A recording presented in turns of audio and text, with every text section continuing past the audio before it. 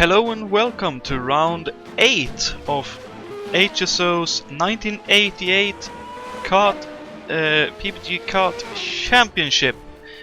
Coming to you tonight from Molson Indy Grand Prix from Exhibition Place Toronto, where we will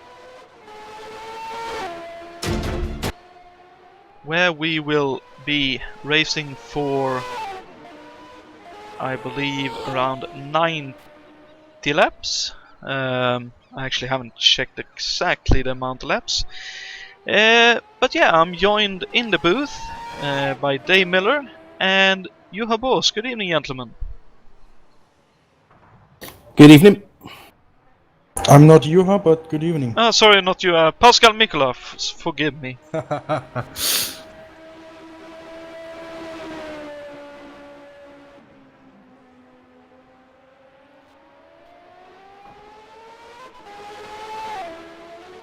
And of course, both of you will be racing in tonight's event. Pascal, you picked up a one-off drive with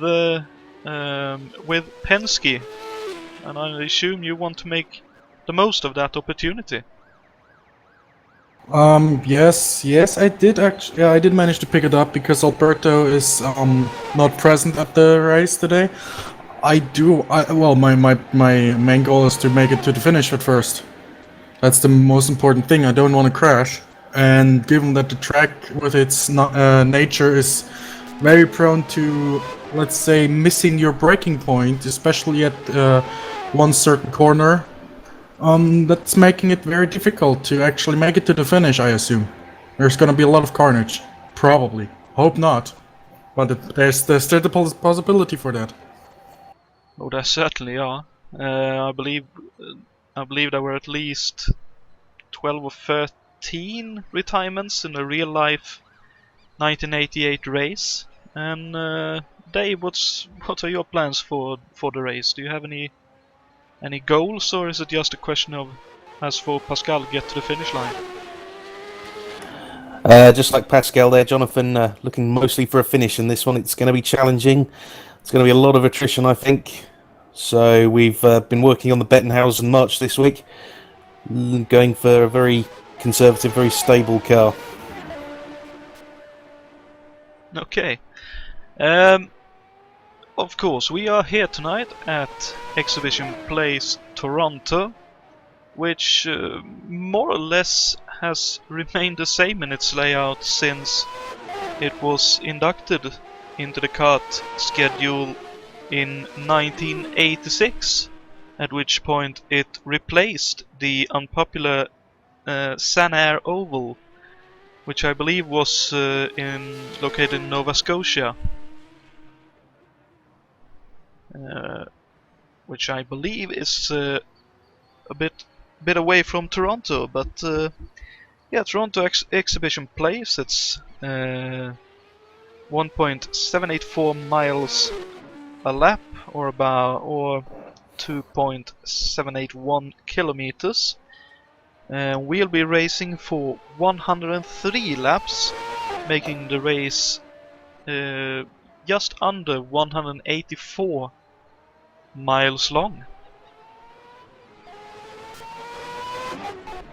And I've heard from many of the drivers that, of course, you said, Pascal, there'll be a lot of carnage. And is it because of the way the corners are, or is it the way that it's a little bit bumpy because it's a street circuit, or what is the situation there?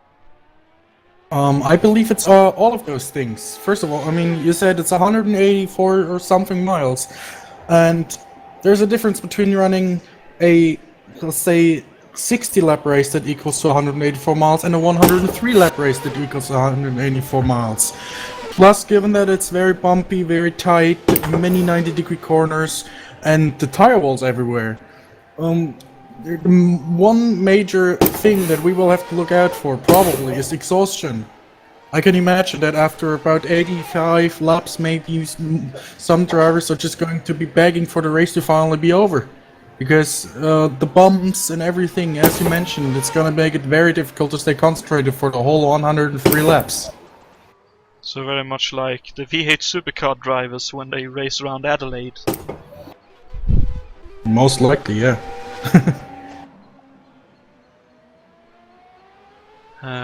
Let's see.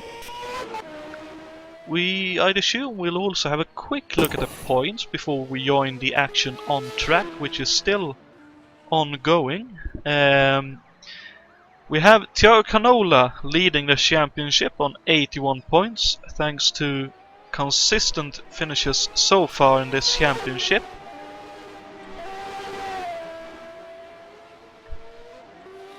We have David Yates in second on 78 points. He regained a bit of ground in the championship hunt last time out at Michigan. Richard Coxon lies third on 76 points. So it's a 5-point gap between the top three. And then there's a little bit of a gap of 19 points to Grant Riddle, who is fourth in the championship standings. And equal fifth, thanks to his win last time out for Alberto Ibanez. And Brian Yannick, who has had some very good efforts during the championship so far, is on equal fifth on 40 points. Also to be mentioned in terms of Brian, he has, unfortunately for him, picked up a penalty, so he will be starting from the back of the field tonight, which I can only imagine will be a very difficult proposition around here. What would you say, Dave? Well, usually a race of high attrition, starting at the back may not be such a bad thing, but around here there's so little room to escape if it does go wrong. It's going to be very easy to find yourself caught up in someone else's accident.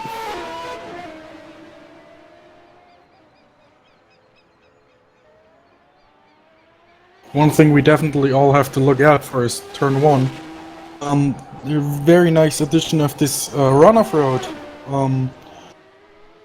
I hope that many drivers who do lose their braking, who do miss their braking point, actually rather remember that escape road and turn left instead of heading into the wall or risking something else.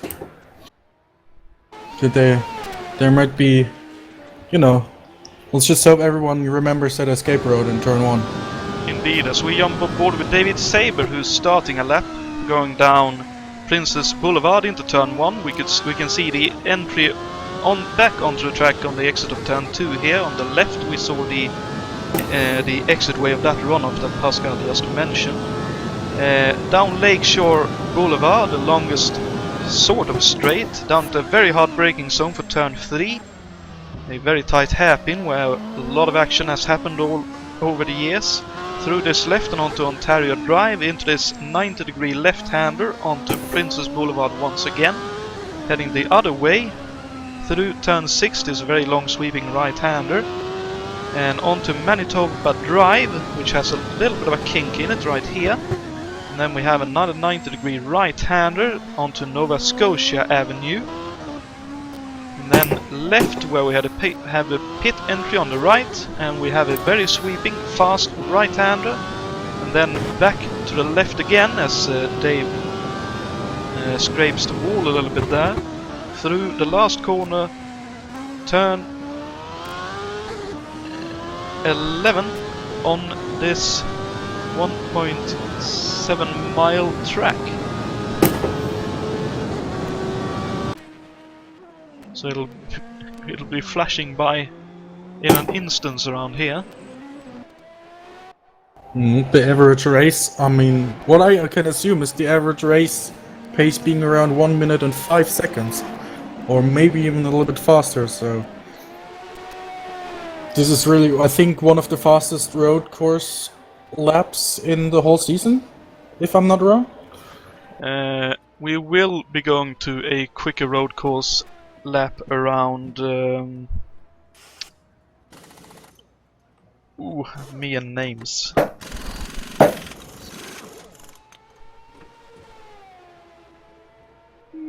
Well, it's definitely the quickest road course as far as lap times go that I've ever been on. Well, we'll be going to one that's quicker. I just can't remember the name. God.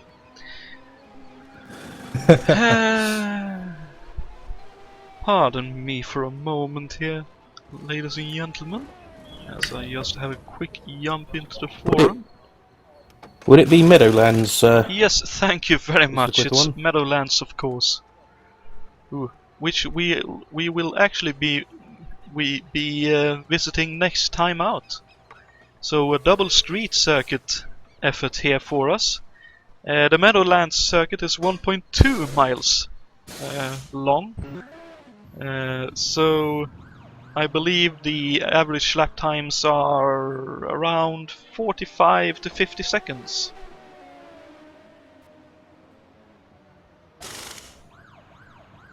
Well. I'm watching David Saber still. One thing. Oh, yes, actually, about two things that are also important, and I think Dave Miller, you can also say that you can confirm that. And that is coming out of the hairpin. Many drivers take it in second gear, some take it in first gear. But everybody has to be very, very aware of the turbo lag that the cars have. Simply also because there's the bumps coming out of the hairpin plus the two left kings, so, you know, rather than flooring it all the way, you can also lift off the throttle a little bit, like Dave has done right now, I think. And, you know, you're a bit slower, but you can be safe, you can be sure that you don't spin out.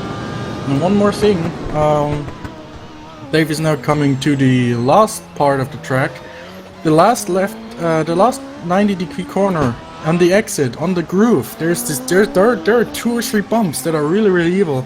I personally always stay to the inside of the groove they are coming out of there. Because when the turbo kicks in, at least in my case, when my car gets over this turbo lag and the turbo kicks in, I'm right on that bump. And that really, really upsets the car, I can tell you that. Well, you do have the Ilmo Chevrolet in the back of your Penske, so you and 6 others will have your hands full, I assume, around many places of this track.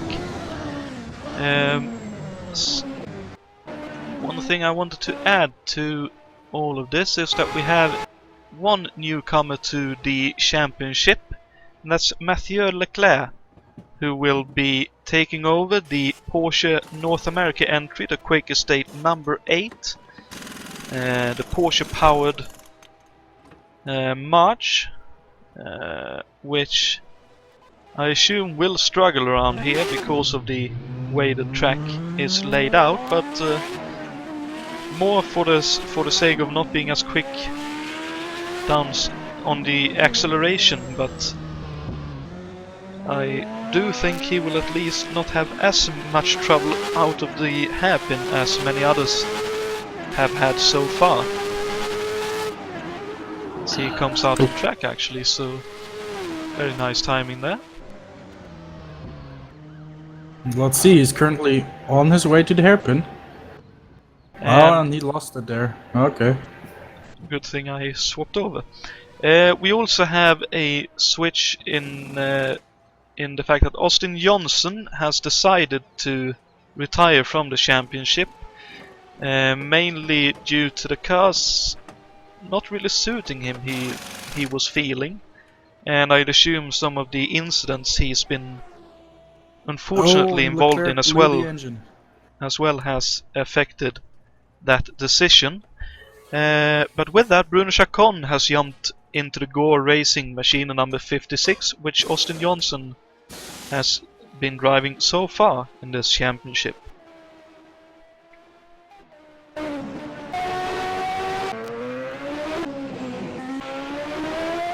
And here we also have, in terms of a little bit of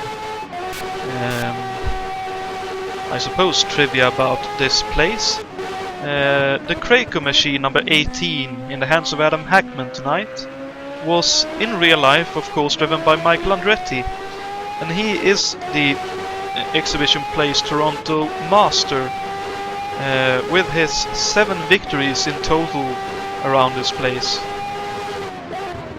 And it certainly takes a little bit of a driver to manage 7 wins around this kind of place.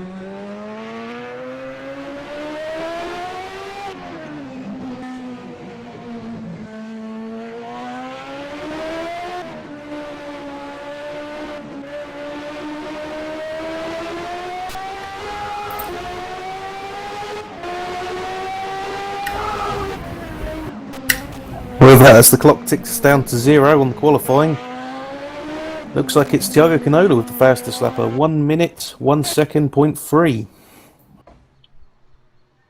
And that's a very rapid Wow. pace indeed. One has to wonder how he does it. I wish I knew. Well, It's amazing fast. a little bit of setup, a little bit of driving talent, and a whole heap of bravery. I would assume There's is certainly the. a lot of time to be. Sorry, go ahead. Sorry. Certainly a lot of time to be made through the second sector of the lap, especially if you can hang on to it and get the power down over the bumps and through the sharp corners. So desperately trying to kill you.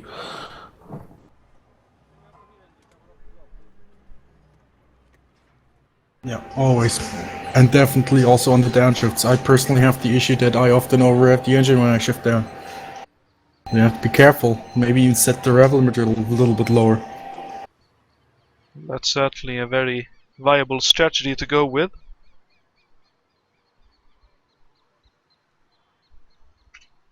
As we move into warm-up, so on pole we have, as Dave mentioned, if I can find Thiago.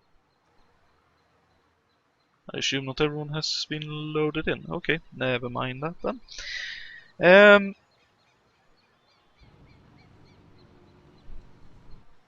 Of course, I mentioned the layout of this track. It was, compared to the layout we are racing on tonight, it was later altered in 1996 when the National Trade Center was built, more or less where our last two turns are tonight, and therefore the start and finish rate was lengthened more or less to what it is today, and a much tighter SS/chicane was installed, which caused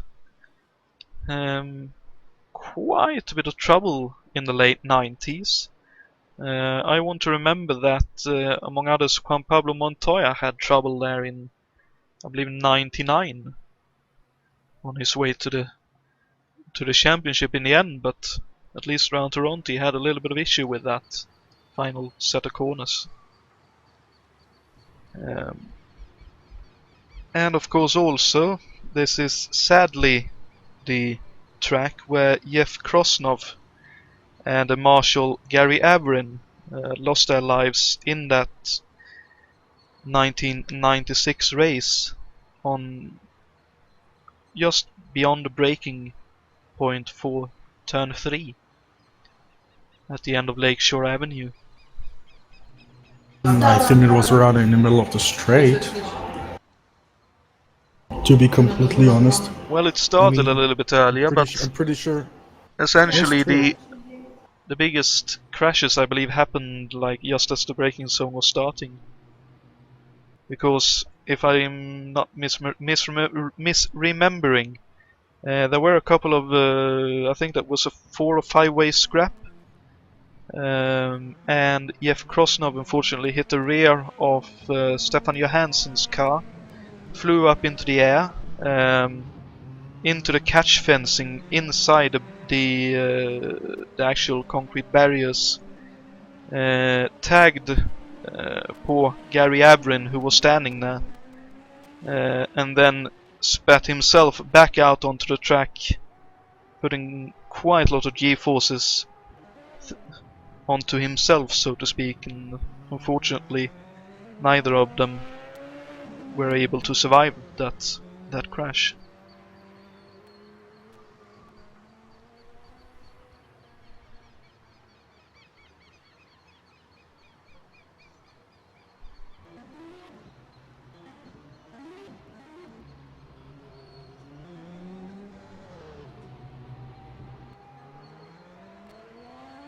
Well, that's too bad, Angel.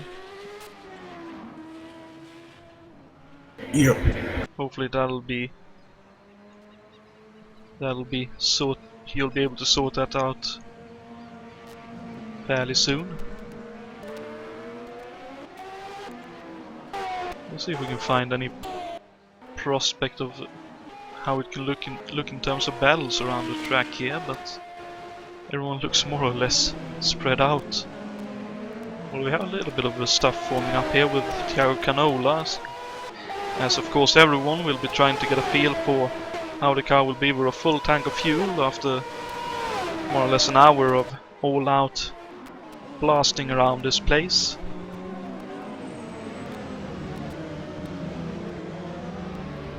As we can see there... Let's just make sure everybody is wide awake for the start. I'm sure no one will be asleep. You can't... You'll be too afraid to fall asleep around here, I think. I bet, yeah.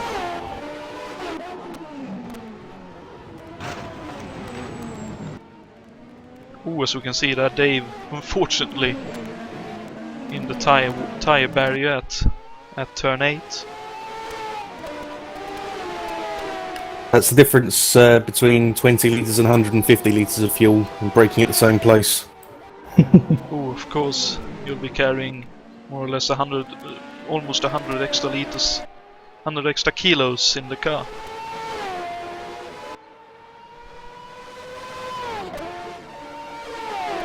Plus minus the driver.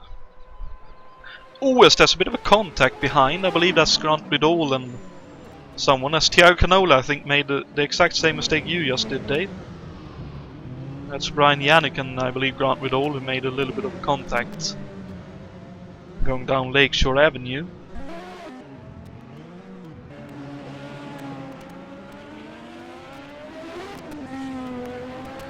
Yeah, I was asked to do that as well. So I'll be quiet for just a few moments here. I've got a small administrative bit to sort out, but we'll be right back with sound. But for now, you will have sound and vision from the track, but no commentary. But yeah, be right back.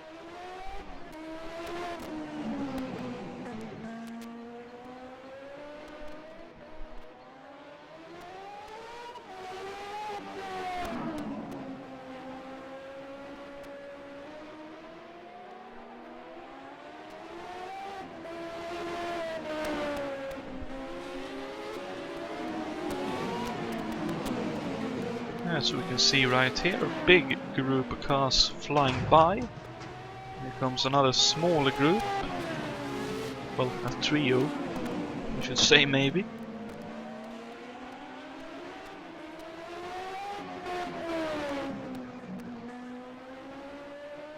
And of course the track snakes around quite a bit here. And wow, 1031 on race fuel by Tiago Canola. That's some blistering pace.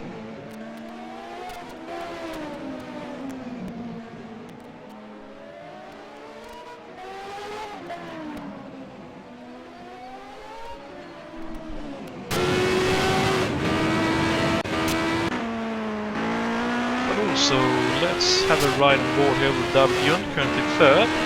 If we look up in the distance here as he crosses the start-finish line, we can see the CN Tower back there behind the archway. One of the landmarks, a big part of the skyline in Toronto. It's a great addition to this track. That I believe it's David Saber who's done most of the work on the track, along with Brian Yannick. That they put that in is fantastic.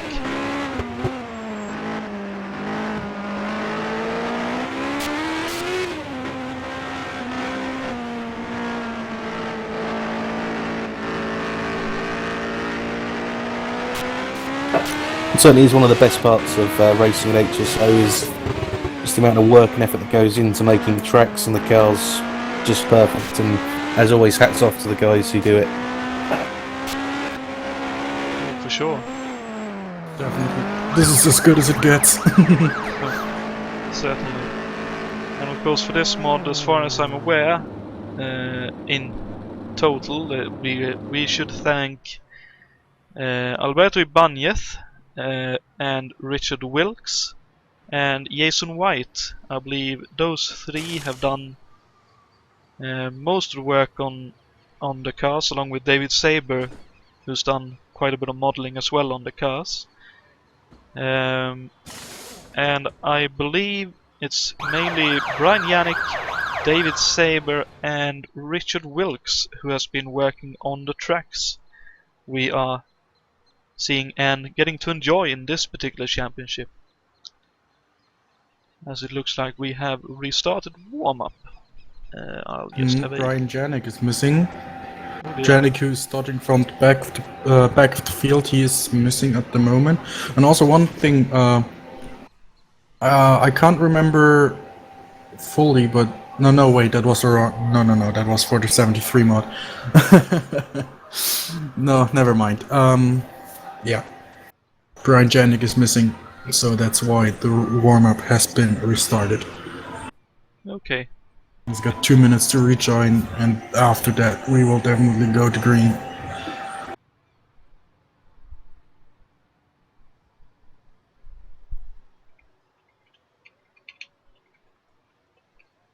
Anyway, I'll join you guys down. I'll join the guys down there in the driver's room, so you two have fun on the broadcast, and I'll hopefully talk to you after the race in one piece. Okay, thank you Pascal and best of luck. Thank you very much. User left your channel. Okay, so for the race it'll be me, Jonatan Acerclinth, and Dave Miller from a driver's point of view and in-car commentary helping out with the broadcast.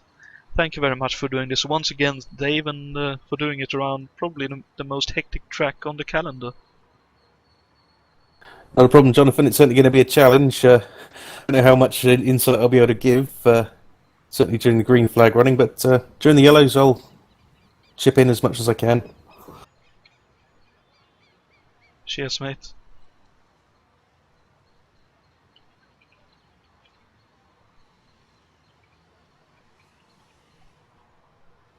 Although as street circuits go, it does at least have a reasonably long straight, so there is at least 10 to 15 seconds to breathe. Well, we've got about a minute and then we'll be heading to the race.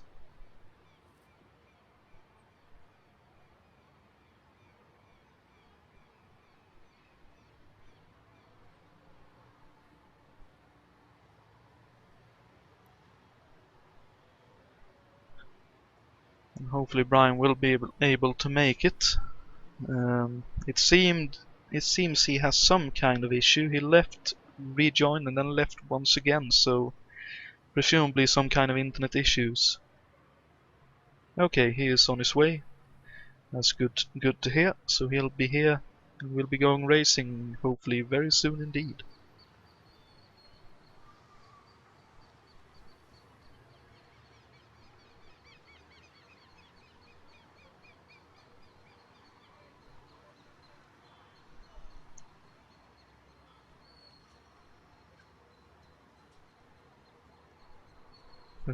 Hi everyone in watching, and welcome to the show. We'll be in the thick of the action very soon indeed. And I hope, apart from the toothache for poor Angel, everyone is having a great day so far.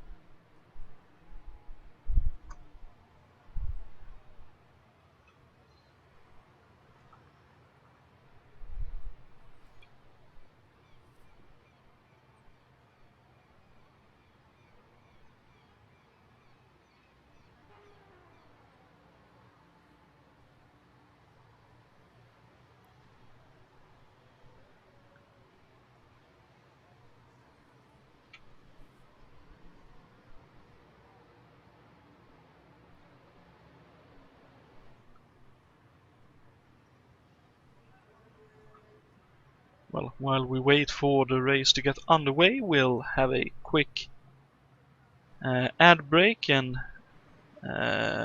hear from our main title sponsor for this event. So we'll be right back and hopefully back racing when we return.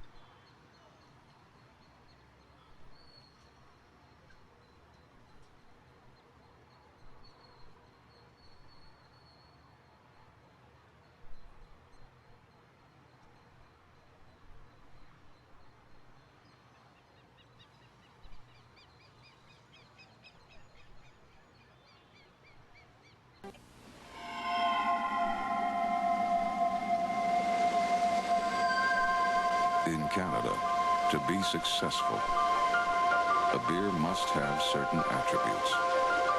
It must be clean and clear, crisp and cold. And it must have a genuine Canadian taste. Molson Canadian, what beer's all about.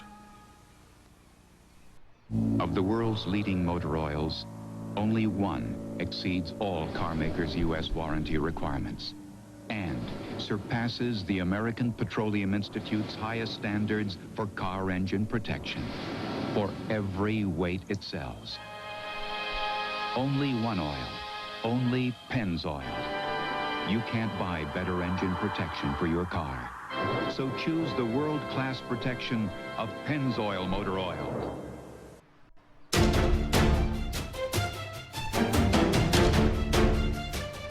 From Rocky Mountain snow to Florida sun, Quaker State engines don't know when to quit. Mine's pushing 250,000 miles. Quaker State engines run strong and run long. 95,000 miles and no problem.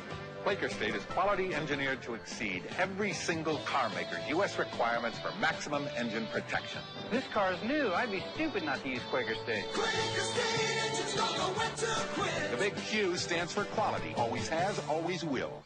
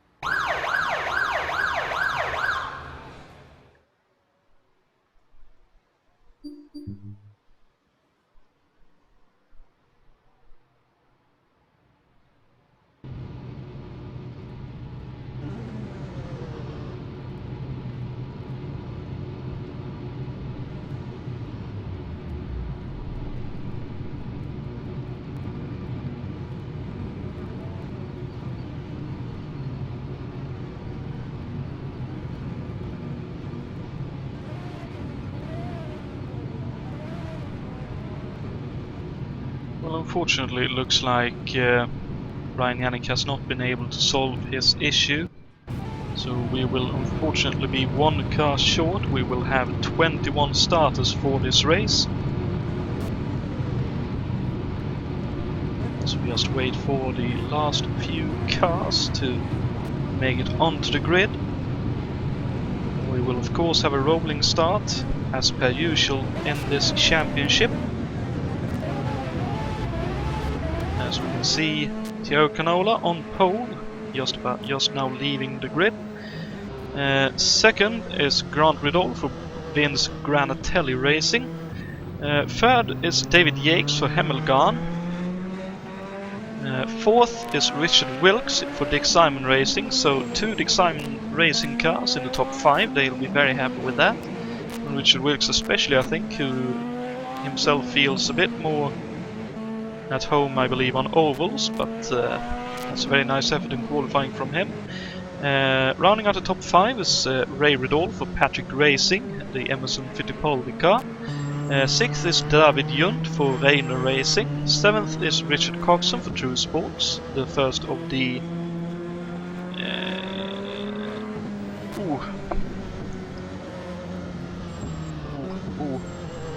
my god.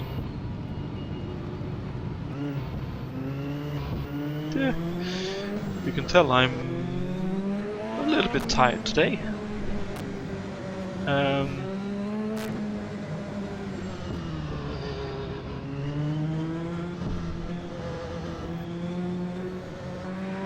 the first of the Yuds. Good gone.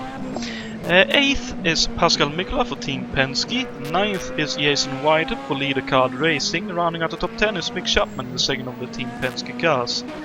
Adam Hackman rounds out is 11th for Krakow Racing, the Michael Andretti car. 12th for David Saber in Newman Haas. 13th for Olje Red for Doug Shearson Racing. Jan Kowalski in the AJ Foyt Enterprises entry is 14th, with Peter Lavach for Machinists Union 15th. Björn Boos 16th, 17th for Jason White, Dave Miller 18th, Brun Chacon 19th, Gerard Riot 20th, and rounding out the grid in the Porsche is Mathieu Leclerc. As we are just about to head towards the green flag. As the green flag is out, we are racing. Oh, and a horrible start for Thiago Canola. As we actually looks like... Yeah, we are racing, sorry. He had a very bad start. So Grant Riddle takes the lead of the race. We have 2. Will they make it 3 wide? Oh, very nearly. Thiago Canola actually makes it up to second once again. So he has some ponies in a straight line. Let's see if everyone makes it through the hairpin on the opening lap here. We're looking a little bit tight towards the latter end of the grid, but everyone makes it through. That's a great effort from everyone.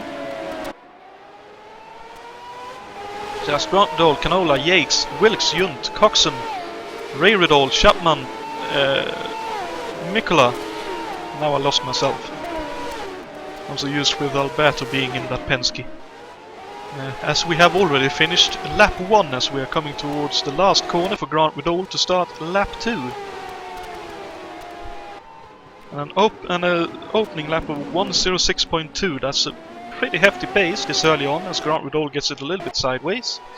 Let's see what's happening further back in the grid. The field. Have a group of cars racing right here. Looks like David Saber. Oh, as Peter Lavach has a big tank slapper.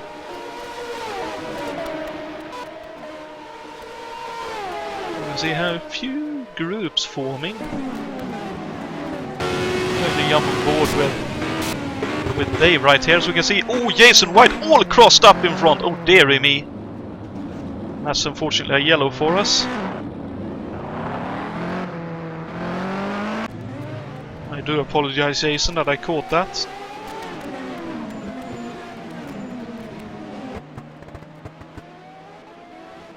Just looked like he lost it on the brakes going into the hairpin there, Jonathan. Yeah, I agree. There was nothing really untoward with that. It's just, I don't know if he tried to make a move or if he just moved out to make sure he didn't hit the car in front. But either way, of course, as you say, Jason unfortunately lost it on the brakes there. And Our first caution of the evening comes out with about 2.5 laps in the books. So we only have 100 laps left now.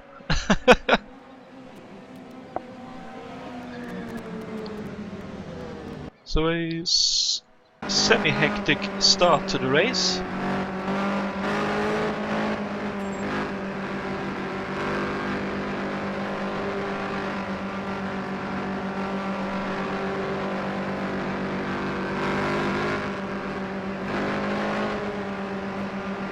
Well, seeing as we have this yellow this early on, let's go straight to the trivia question, so that you have something to ponder if we have further yellows during the race.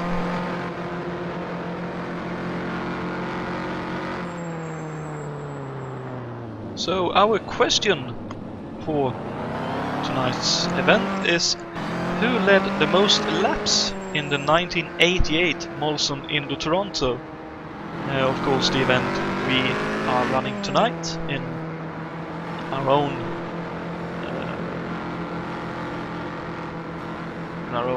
way. I can't find the word for it. So in our way, we are running the event. But anyway, was it A. Emerson Fittipaldi, B. Alonso Jr., or C. Danny Sullivan?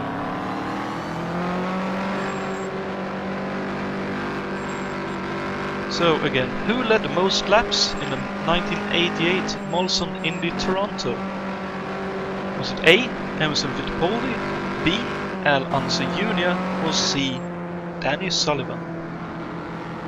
We'll come back to the trivia question later this evening.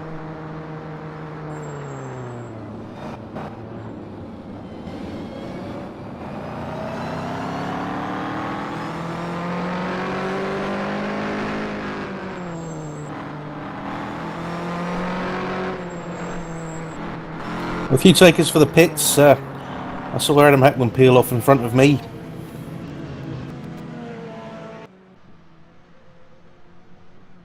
We have 3 takers for the pit lane, it looks like. We have Jason White in early, possibly to get some new boots on his car, since he was quite locked up into that turn 3 hairpin at the end of Lakeshore Boulevard. Possibly with a little bit of damage to repair as well, since there were a tiny bit of contact between him and the car in front. Mathieu Leclerc also takes a trip to the pit lane to fill up and I'd assume put some new tires on his car. And Adam Hackman unfortunately has been stationary for quite a while, so I'd assume he actually has some damage that he is repairing. I hope he makes it out before the safety car comes around though. So to go through the top 10 at this moment, we have Grant Riddle in the lead, took the lead on the green when the green flag flew. Thiago Canola is second, David Yates third, Richard Wilkes fourth, David Yount fifth. Richard Coxon has made 1 position and up into 6th. 7th for Ray Riddle, 8th still for Pascal Mikola, 9th for Mick Chapman, and rounding out the top 10 at the moment is Jan Kowalski. So nice start for him. I believe he started 12th or 13th. So nice little gain of positions for him.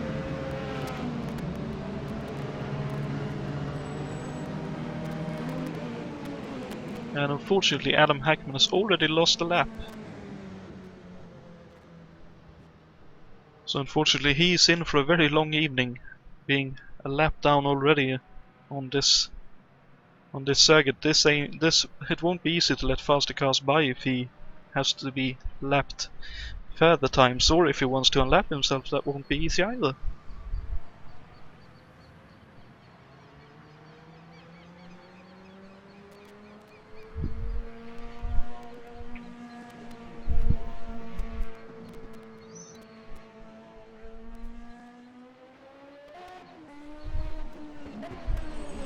as Adam Hackman now makes it out to the pits. With about 600 and I'd assume about 620 seconds of repair.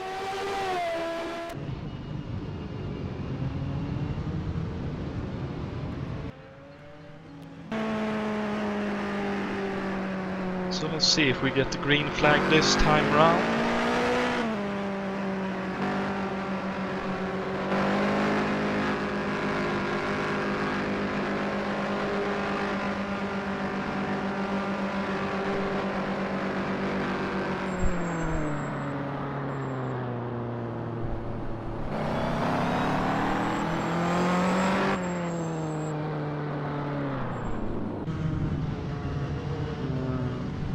We're in for another lap of safety car.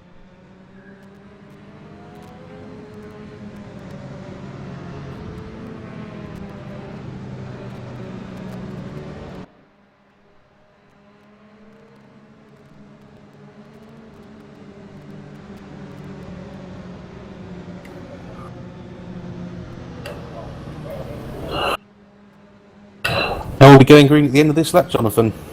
Thank you very much, Dave. So yeah, about 6 laps. It'll be 7 laps in the books when we go back to green.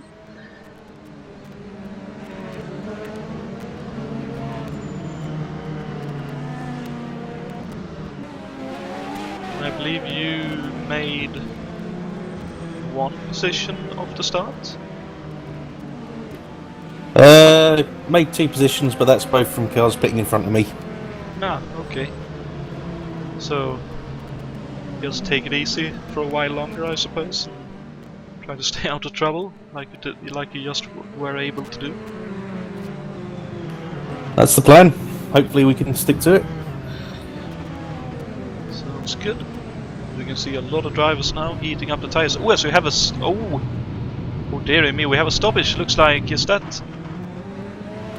Was that David Yates off the road? There's been some collisions at the back of the field. A few cars have lost wings. What the...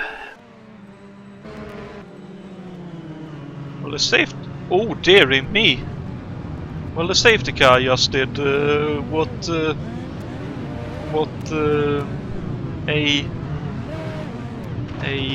safety car driver who wasn't an actual safety car driver did at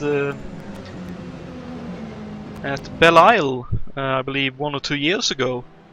The safety car span hit the inside wall. Dear me, let's hope we don't have that again. Anyway, safety car heading towards the pit lane now. Hopefully people won't have too much damage on their cars. And then we'll be able to keep on racing as we jump on board with Grant Goodall towards going towards the green flag here to restart this race with 7 laps done and 96 to go.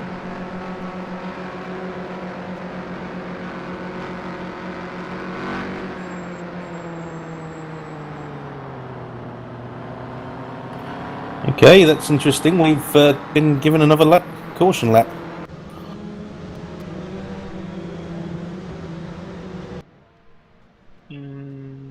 Okay. Well. Had a message pop up on the screen saying cannot wave green yet. Okay. Hopefully we will have a green this time by then, if everyone stays relatively information and we don't have another kerfuffle at the end of Lakeshore Drive. Credit to the safety car driver for being able to pull that one off. Whoever the safety car driver was. As we have several cars in the pit lane, unfortunately I'd assume for repairs.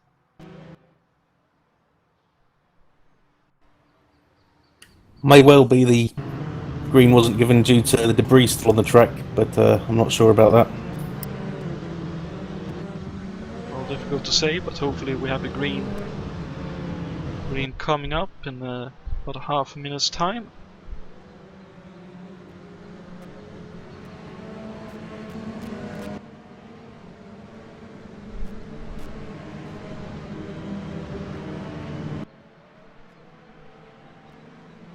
Well, considering the main title sponsor for the event is a beverage company, the safety car driver has probably had I don't know how many too many, but certainly had something to drink. Anyway, let's see if we can have the luxury of having green flag and get some green lap running under our belt here. I should also mention that we have a 2.5 hour time limit. We'll be going for about 13 minutes at this moment in time. So yes, we have a green flag this time by. Canola immediately looking racy behind Grant Widall, but so does David Yates. It looks like David Yates will have a far better exit onto Lakeshore Drive. Actually not. Thiago Canola, oh, looks like Thiago Canola has the car very much trimmed out. He's very quick down the Lakeshore Drive. Easily gets up the inside. What a pass. As David Yount goes up the inside of Richard Wilkes, so 4th. Richard Coxon makes a little bit of contact there, but looks like everyone is able to keep going there.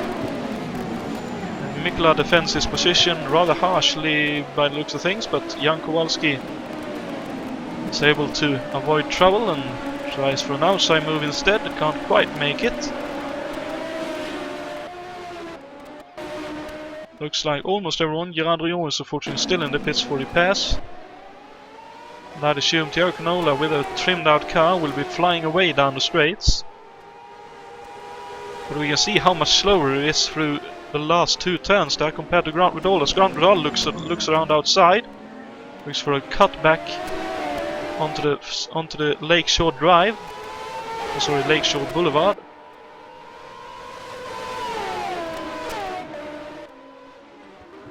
Just look at that Dick Simon machine go down the straight. That's definitely a trimmed out car if I've ever seen one. And David Yates trying to hook on to the duo in front. David Yount in a bit of a limbo between the top 3 and the rest of the field behind, with Richard Wilkes defending from Richard Coxon. So the 2 Richards with all Senior just behind them.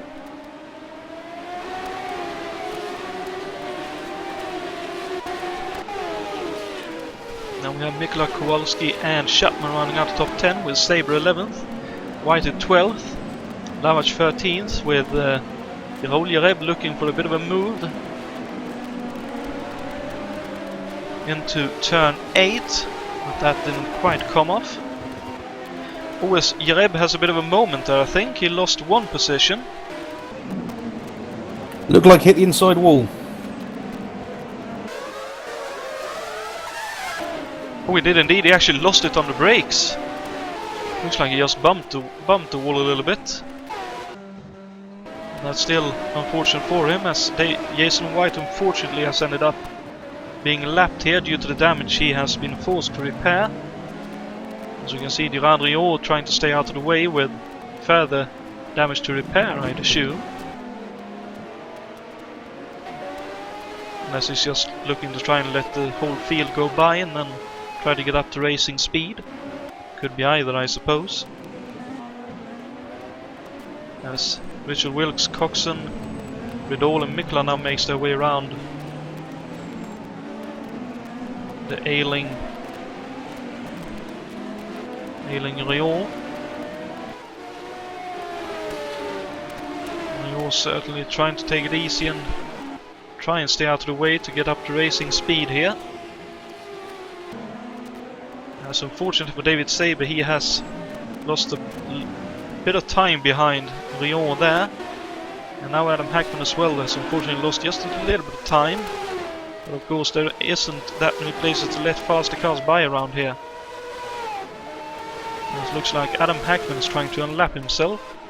He's already gotten by Leclerc, as Kowalski unfortunately is in the pits with repairs. Or is he even out? Looks like he might even be out. Oh, he already had a lost front wing.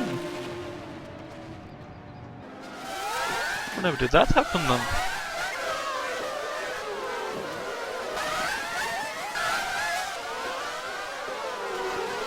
try and find out where that happened.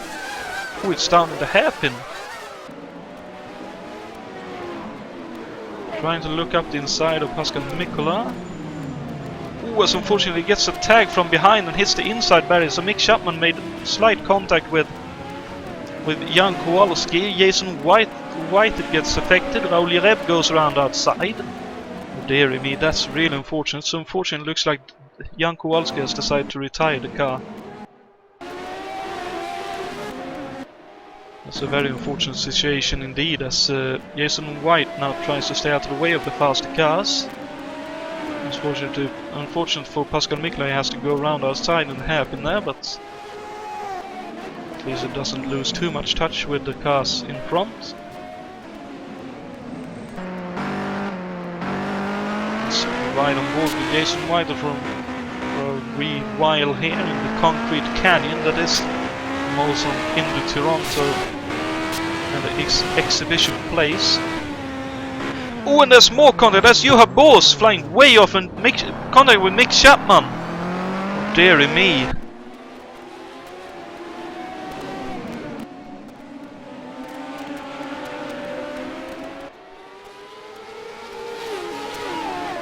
So what happened here? Ooh.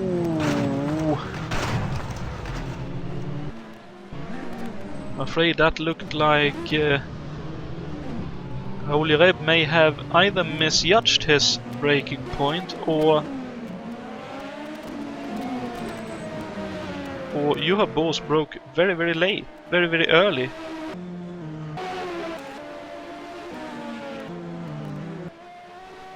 I honestly do not know, but we are again under yellow flag condition.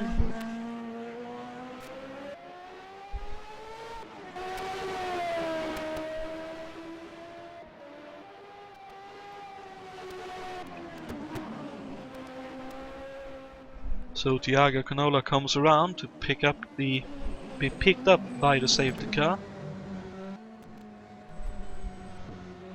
And then we have Grant Widall in second, David Yates third, Yount fourth, Wilkes still in fifth, Coxon still sixth, Ray Riddle still seventh, Mikkola still eighth, David Saber up into ninth, with the demise of Hackman and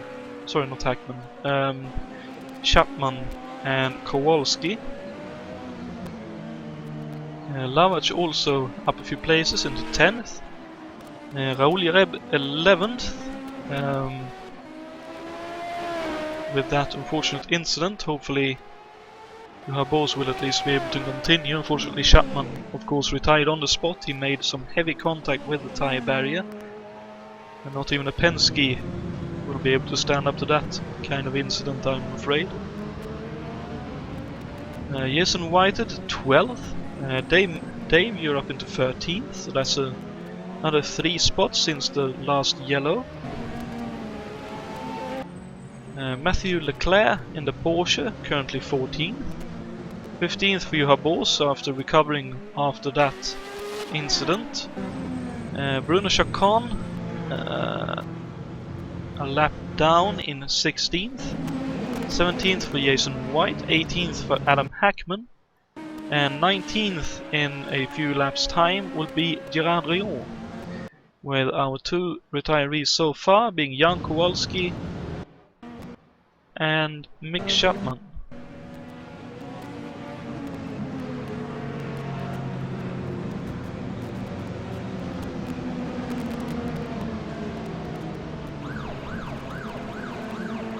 And Raul's gone into the pits, so Presumably he has some damage after that, and Juha Boos as well into the pits. So both of the drivers involved in that incident, unfortunately having to pit for presumably repairs, if not at least new tires. In the case for Juha Boos, he was locked up all the way from the start of the braking point. It looks like Raul Reb was in for a quick splash and dash only. He was stationed for a very short amount of time.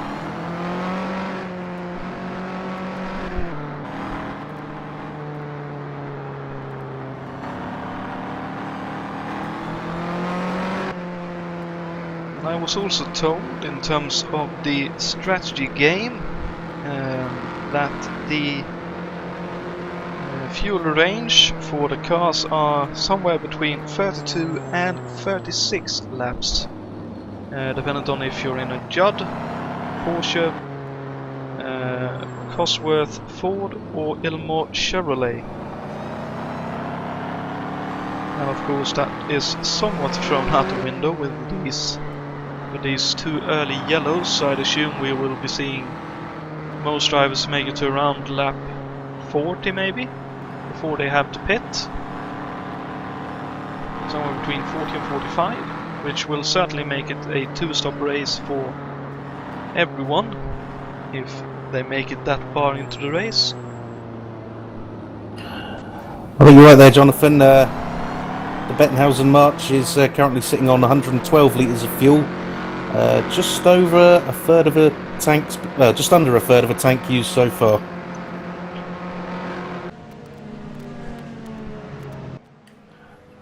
The slight disappointment in strategy is that we don't have the Delcoin stock block running in this race.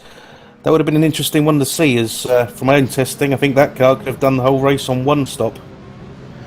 And certainly around here, a normally aspirated engine with a lot of torque could probably be quite a useful piece of kit. Certainly very drivable on these bumpy streets, as we've seen quite a few drivers struggling with the car partly snapping on them as they get the power down.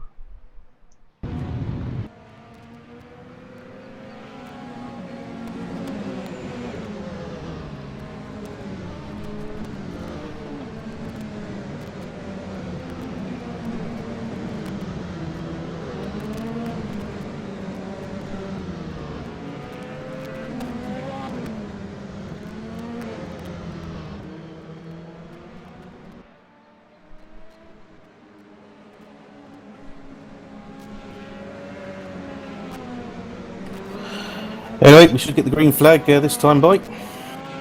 Okay, thank you very much, Dave.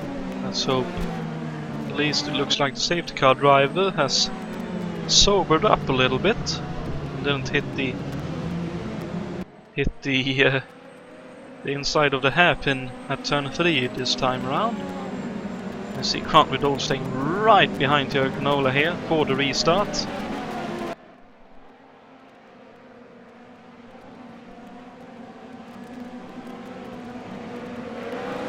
So we have the green flag out, we are back racing.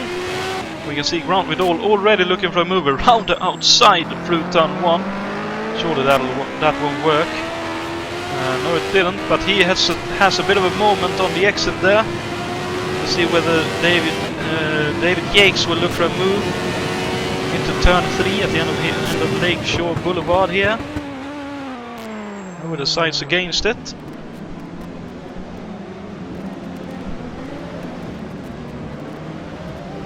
Pascal Michela defending from David Saber there. Boss looking for a move up the inside of Adam Hackman. Looks like everyone makes it through turn 3 on the opening lap of this green lap stint.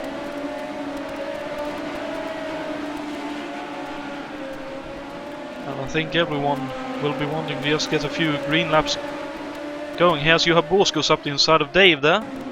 Let's see if we can get back to that. Okay, the move has already been done. Looked like a better drive off the corner, whereas Matthew Leclerc has a bit of a look up the inside as well there. Looks like Matthew wants to get racy right at the beginning of his return to HSO. He has raced with us before, but it has been a little while since the last time. But hopefully he'll have a good race here and have a nice return to HSO racing. Whereas Hackman looks for a bit of a move, as Mathieu Leclerc tries to defend from Raoul Yareb. Whereas Raoul is forced really wide there and has to stay behind for now. Oh, and you have Boss out in the tires there. Is that more damage? It looks like the car is crabbing. Oh, the car is certainly crabbing. Oh, dearie me. That's really unfortunate for him. He understeered through turn 6. And I'd assume he'll be heading for the pits once again. Oh, he isn't. Oh, this is a brave call.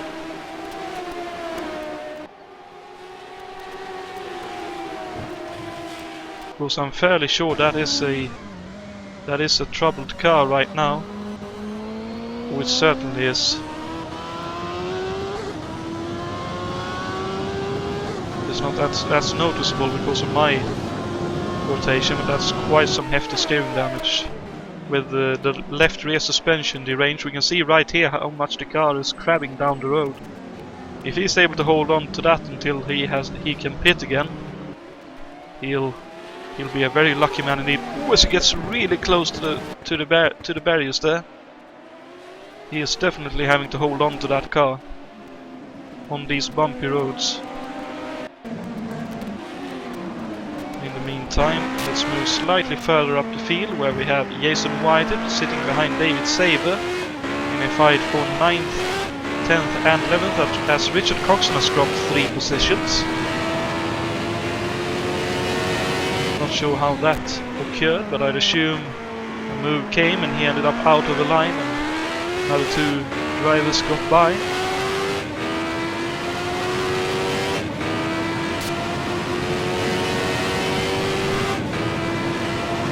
See again on the timing screen there as when it comes back that Thiago's already opened up a near 3-second lead. So Thiago is flying here tonight.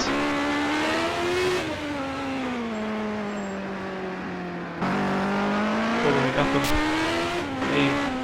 a very good performance indeed at Michigan with a so far splendid effort here at Exhibition Place.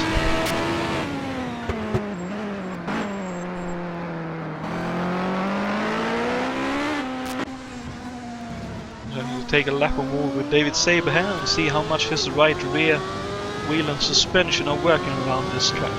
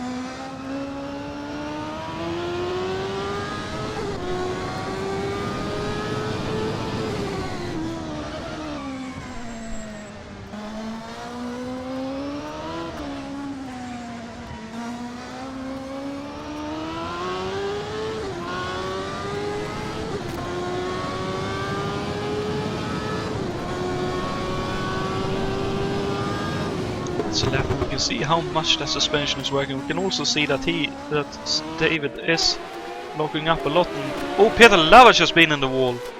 Oh, and he's in a lot of trouble. There he goes. Oh, nice. Oh, what a nice recovery. Dear me. Oh, he was off.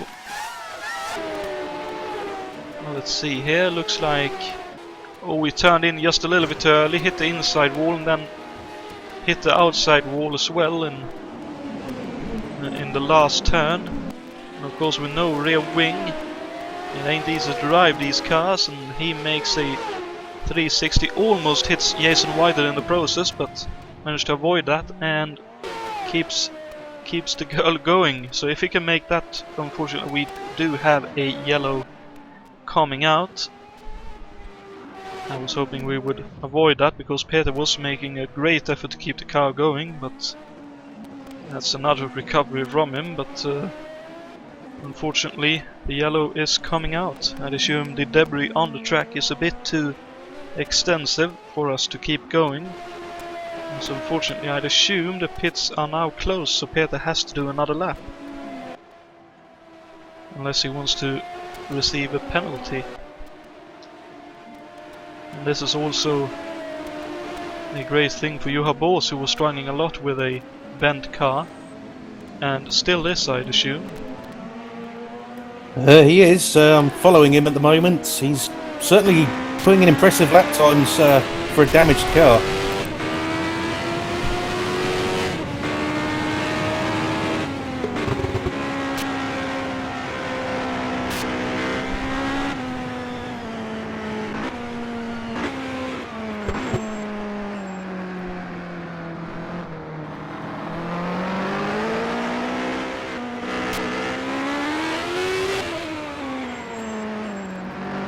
I assume it's one of those cases where you need to take 2 or 3 laps, but then you sort of know what the car needs you to do, and you can sort of compensate for the trouble you're in. Although that is a very impressive feat to keep that car out of the barriers further around here. Unfortunately for Tiago Canola, his lead has been eroded once again. As we can see, Peter Lavach obviously heading for the pits. Juha Boos actually staying out. Wow. So Peter Lavach is in. Looks like Richard Coxon is in. So this is a fairly early stop for him. I wonder if he reckons he can make it from here on one more stop. Well, the jet engine is probably the most fuel efficient in the race.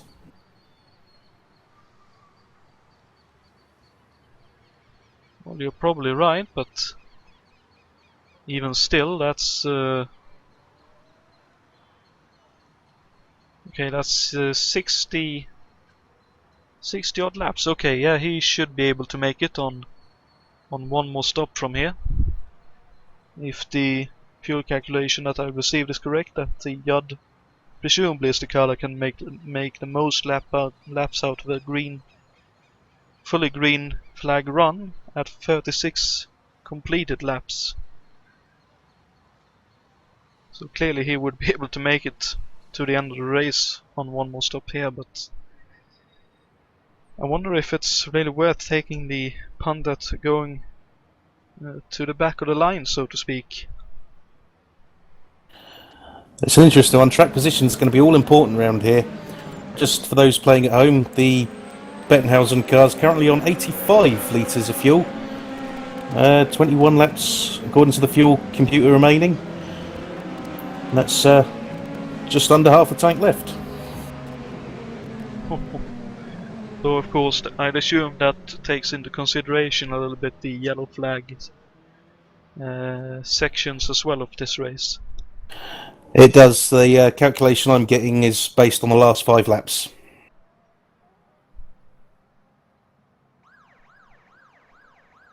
So presumably 10 to 13 laps, I'd assume then.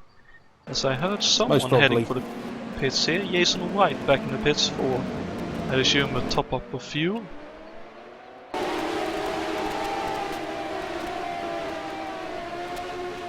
We are back to green as well.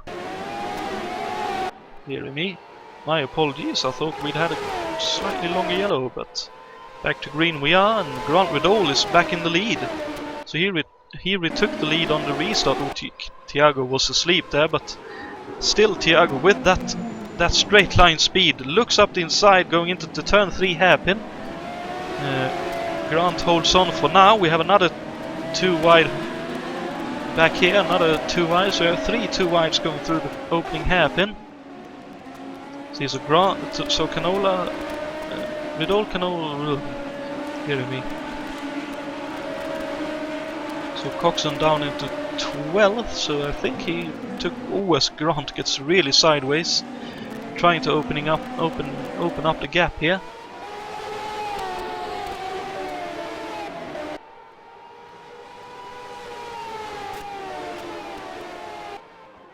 So we have Riddle, Canola, Jakes, Yount, and it's Wilkes, Ray Riddle, Mikkola, Saber, Whitehead, and Yareb rounds out the top 10, with Boos, Coxon, Hackman, Miller, Chacon, and Rion following them on track.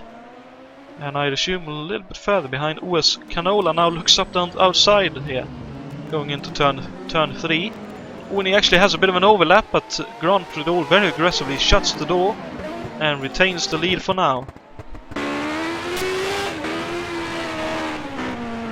So this looks like the fight to watch for now, as Grant tries to keep Thiago at bay for as long as he can. Once again, Grant gets really sideways at turn 8. Really trying to get as much of his power down as he can coming out of that. Onto Nova Scotia Avenue, of course.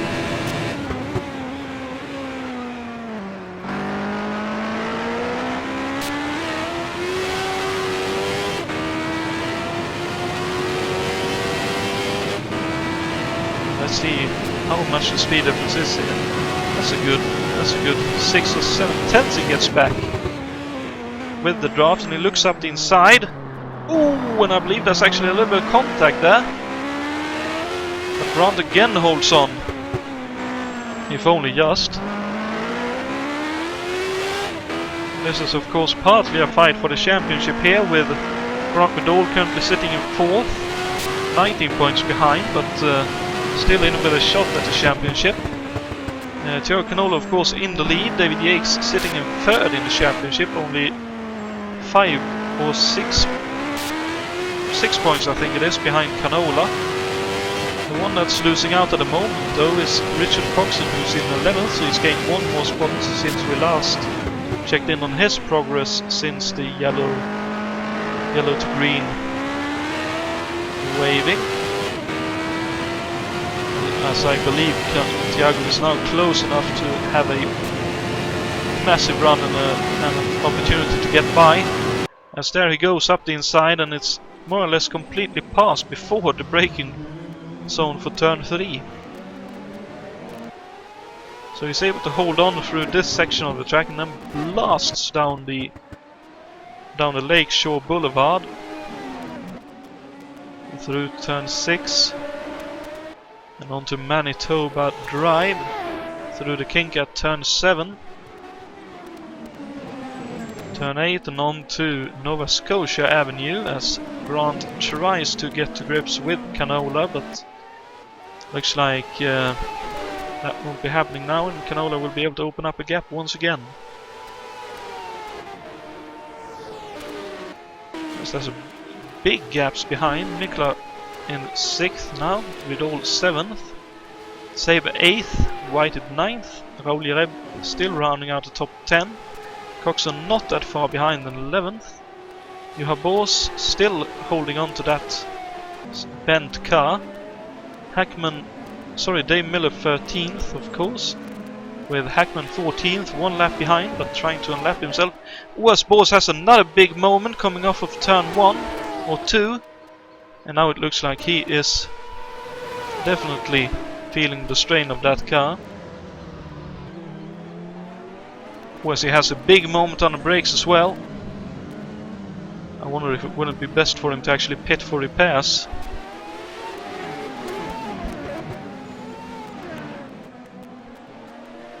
Simply to avoid the risk of crashing out entirely.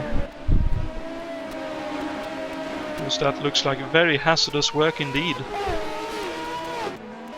With Chacon 15th, Rion 16th, Lavage now 17th, Leclerc in the pits in 18th, presumably for repairs, and Jason White still in the pits in 19th.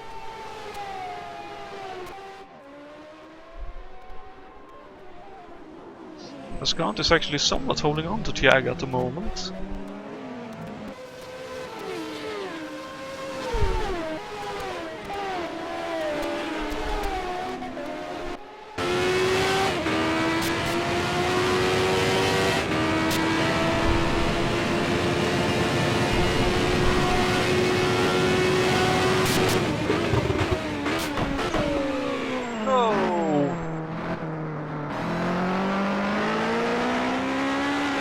Was more or less what I was fearing would happen.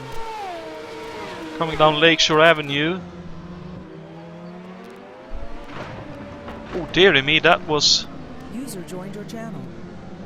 that looked very strange indeed. Looked like there were some kind of slight opening in the barrier, possibly. That was me. It was indeed. We were following you, and I did notice you tagged the wall at turn 6 earlier. Was that cause and Actually, effect? the accident which caused retirement was it Raoul hitting me up here and punching me into Mick. And that put my suspension out of line, and then I hit the wall. And after that, it started fishtailing on the braking. Finally lost it.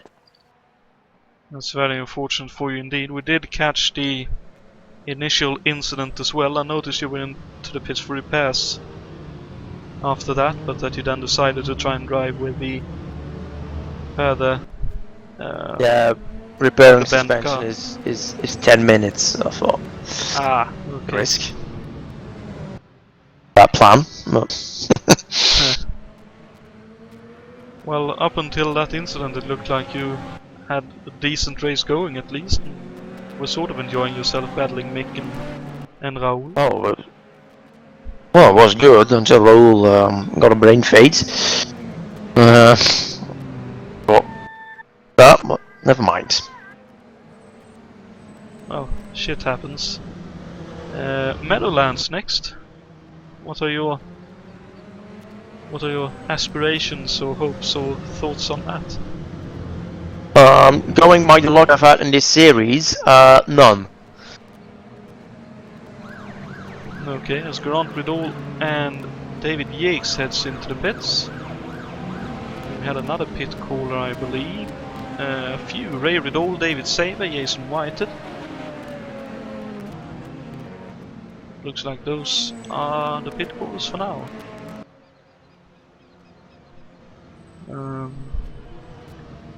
But of course, Meadowlands is actually a new track for us to put together, so I'd assume you've done a few laps to test that it's working okay and all that. What do you reckon? Will it be a good track to drive? Well, it depends. I mean, there's not really a straight on it. I'm not sure what to expect from it. I haven't raced there yet. Fair enough. It'll be interesting to watch, probably, but we'll see.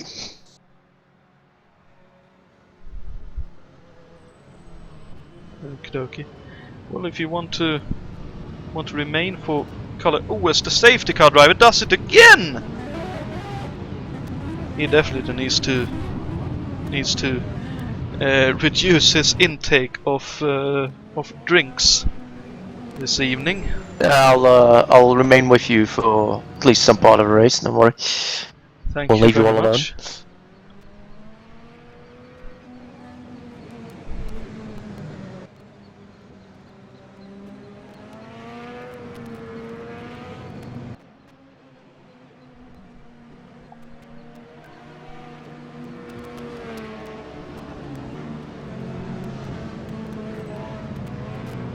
Let's see, do a quick rundown of the top 10, and then I think we'll go for a quick ad break before we come back to hopefully green flag racing. So Thiago Canola is still in the lead as he looks to now head for the pit lane.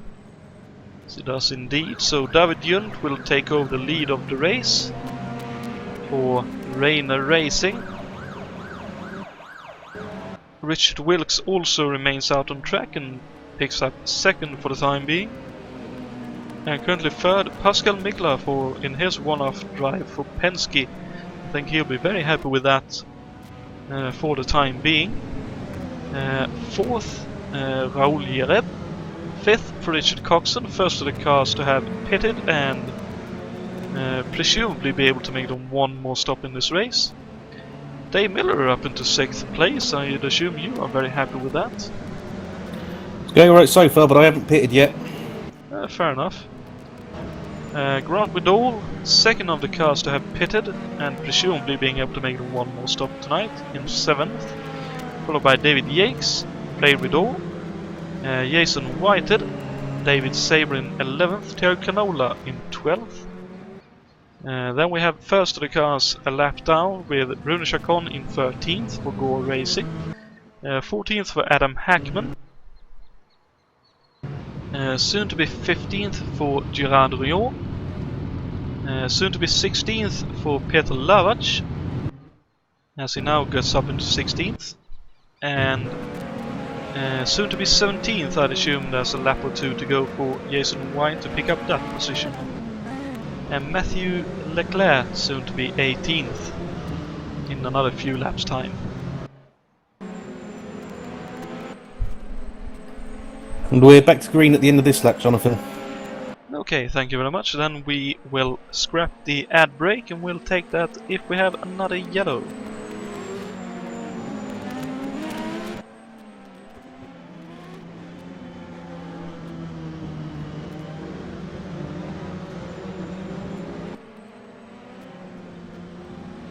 So it'll be interesting to see who the cars that have pitted already will be able to make inroads on the field ahead, because as you said, Dave, track position is key, and whoever can make the move stick, and I'd assume because of how the race has gone so far, Joe Canola will be in the box seat in terms of that. But anyway, looking to go back to green racing right now as the green flag flies, and Richard Wilkes defends second going into turn 1, and this should allow David Yount to romp away with a little bit of a gap as Raoul Jareb and Pascal Mikola look to go side by side. Looks like further behind Raoul Jareb now under attack from Richard Coxon, but Coxon now himself under attack and 3 wide going down Seashore Boulevard. Oh, as unfortunately there's a spinner. Couldn't quite make out who that was. That's Peter Lavac. Unfortunately some laps down. Hopefully he can get going and we won't have another yellow. Yeah, Peter's recovered. Very nicely done, Peter. So David Yount holds on to the lead, looking to get to the end of lap 34 to start lap 35, I think. With Wilkes second, Mikola third, Jareb and Coxon together in fourth. Dave still in sixth, so let's ride on board with Richard here and see, well actually, how is the boys getting along? Looks like Canola's made a couple of positions, so let's actually be on board with him and see how he is negotiating the traffic. As he immediately flies past both Avery Dole and Bruno Chacon on the entry of Lakeshore Boulevard. Thiago has some speed in a straight line. I wonder how trimmed out his car actually is. Yes, he did have quite a lot of straight line speed in qualifying as well, so he's running very little downforce.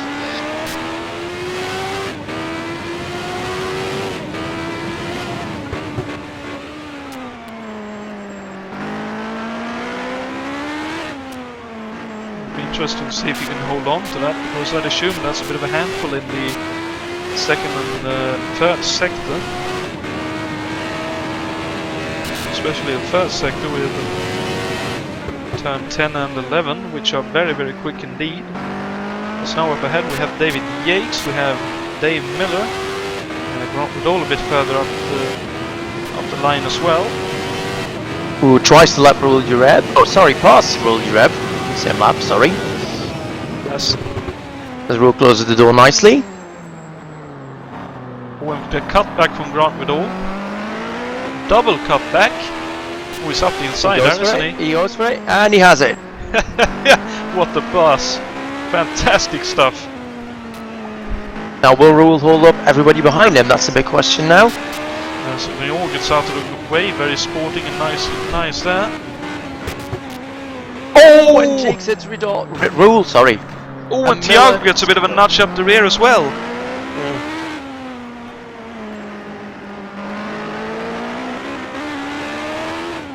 And Miller goes into pits immediately. Suspension damaged, nothing I could do. I had the brakes all locked up. Apologies, Thiago, if that was my fault. Dear me, that's very unfortunate for you, and presumably Thiago has some damage as well from that in that case.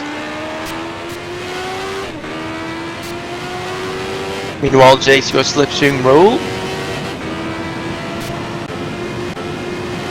Rule is going to pit the slab, so he's probably not offering too much resistance.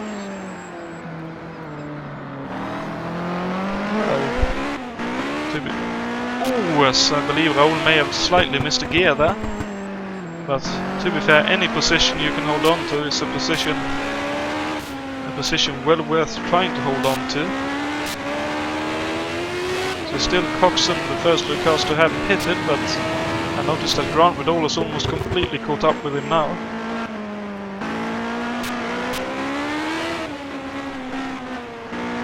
So I assume Richard will be looking at the strategy card around here. As Thiago is looking for a move on Raoul, but can't make it there. And meanwhile, has to fend off Ray Riddle. Really close. Yes, and Whited as well. So 4 cars for 7th place at the moment. As Thiago with that straight line speed. And Grant goes by Richard.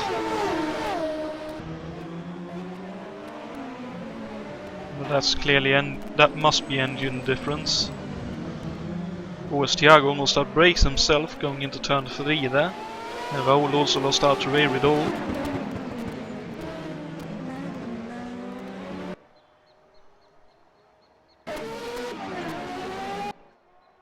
This unfortunately looks like a long repair for Dave as well as for Gerard. Yeah, 7 seconds, but I'd rather have a straight car.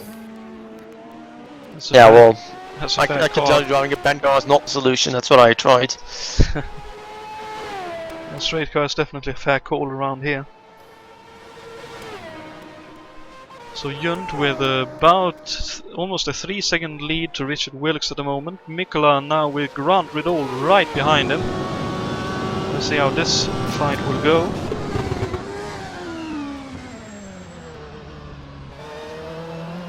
So clearly Grant has some pretty decent pace as well.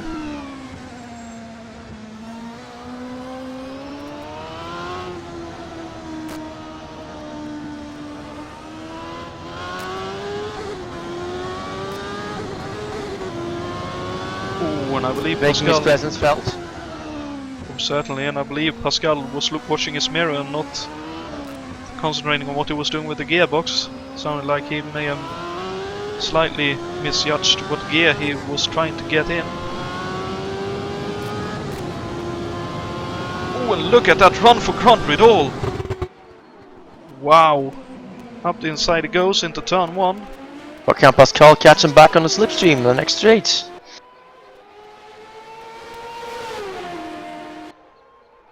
Could have the power advantage. Certainly, but the question is how much wing he's running. But he is trying around outside. But Grant really Pascal late is on the running brakes. lots of wings. He's probably running a lot more wing than Grant is. Certainly looked like it. And the Grant as well was very late on the brakes. That has to be said as well, in Pascal's defense. As David Yates now in 5th. Granola 6th, Riddle 7th. Whited 8th. Ireb now 9th. Oh, David Saber with a lot of damage. And Coxon in the pits as well. Yeah, David Saber has blown his engine. Oh dearie me. Oh, and Coxon has lost a... My dearie me, Coxon has lost the front wheel. Oh, he did it at turn 8. And is that why we have a yellow flag? Probably is. Oh, he hit the inside wall and bounced out into the outside barriers. Yeah, I'd assume that is indeed why we have a yellow. With the wheel and stuff laying out on track, but with this yellow we'll take a quick ad break and hear from a few of our sponsors, and when we come back hopefully we'll be racing.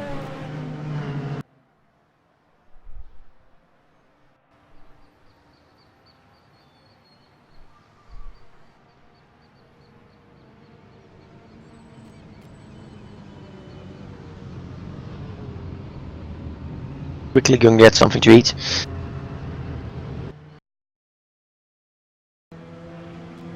is. Oh, we already posted.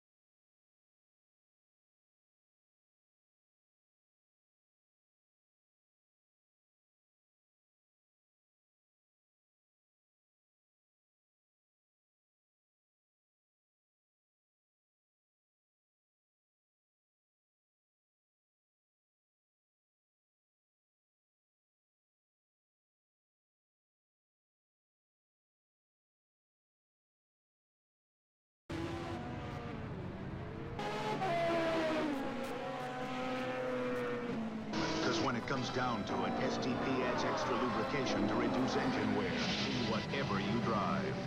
STP is the racer's edge. At Indy and on the kart circuit, they have a rule. You can't add motor oil during a race. And they enforce it. Right? At Indy, they seal the crankcase. Which brings me to Rahval's rule. Never use less than the best. Sure, I drive for Budweiser, but I drive with Valvoline. Over the past 5 years, 7 out of 10 IndyCar drivers have also chosen Valvoline. Is motor oil just motor oil? Not if you live by Rahval's rule. It's Mr. Potato Head and his bucket of bugs. Lots more business and lots more fun. Mr. Potato Head and his bucket of bugs. Buckets of fun for everyone. To make a million silly faces, that's the place to start. Put them all together and make them all apart. Put them all together and take them all apart. It's Mr. Potato Head and his bucket of bugs. Buckets of fun for everyone. Mr. Potato Head and his bucket of parts, new from Play School.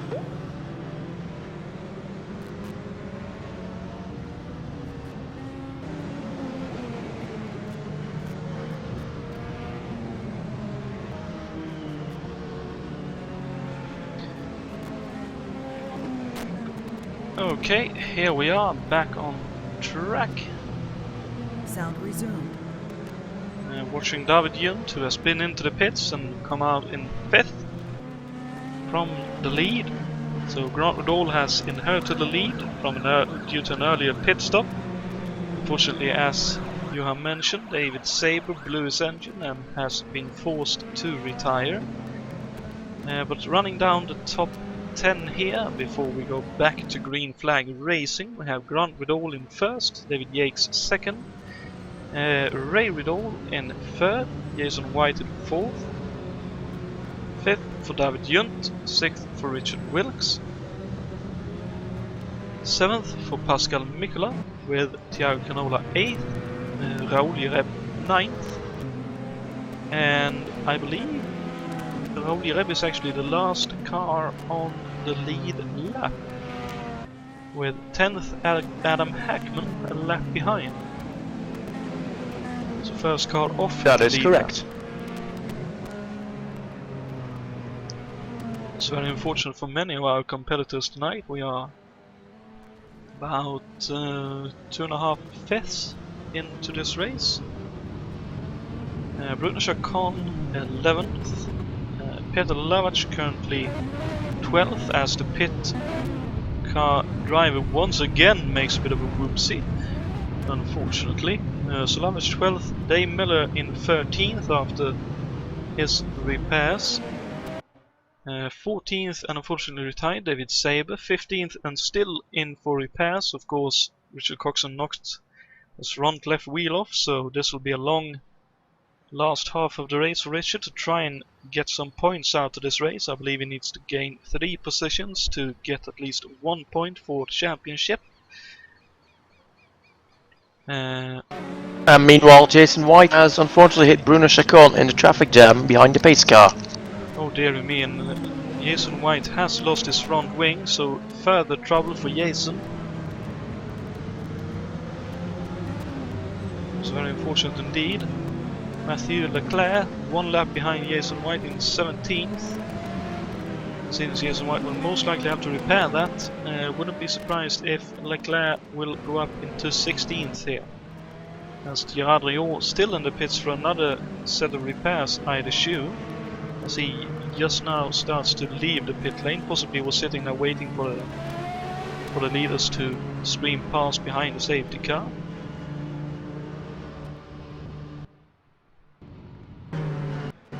And he is the last of our runners. Unfortunately 11 laps down on the leader, which is very easily done with a lap time of about a minute if you're in the pits for repairs during green flag running.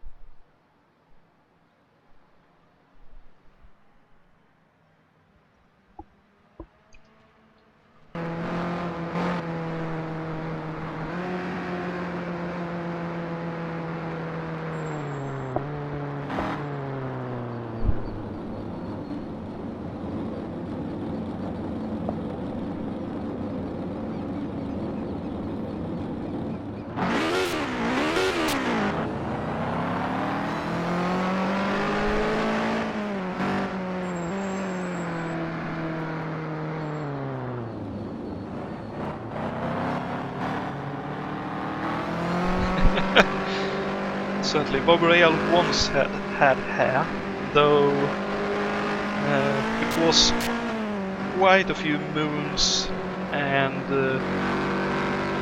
circles around the sun since that was the case.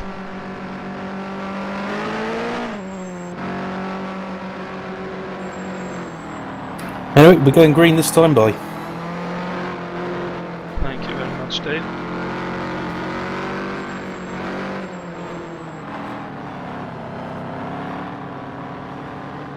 I honestly don't know, Carolyn, who is driving that safety car, but I wouldn't be surprised if it's the same guy that was at Belle Isle a year or two ago for the IMSA WeatherTech Sports Car Championship. I believe it was, or was it actually the kart one? It was the joined weekend. It was indeed the joined weekend, so it was for one of the series races. Coming through and out of turn 2 that occurred. But anyway, we are back to green flag racing once again. With Grant Dawn in the lead and David Yates right behind him. It looks like Yates has a bit of a run here. Goes up inside, but backs out of it. Probably for the best at the moment. Let's see if everyone is able to make it through turn 3 on this restart. Looks like everyone has been able to make it. It's nice to see. Grant is already opening up a bit of a gap to David Yates. With White, then I'd assume will be very happy if he is able to finish third, but of course he has a gaggle of cars behind him, so we'll see what happens. And of course one of them is Thiago Canola, who we know has a lot of pace, as does Richard Wilkes, I'd assume, and Pascal Mikola.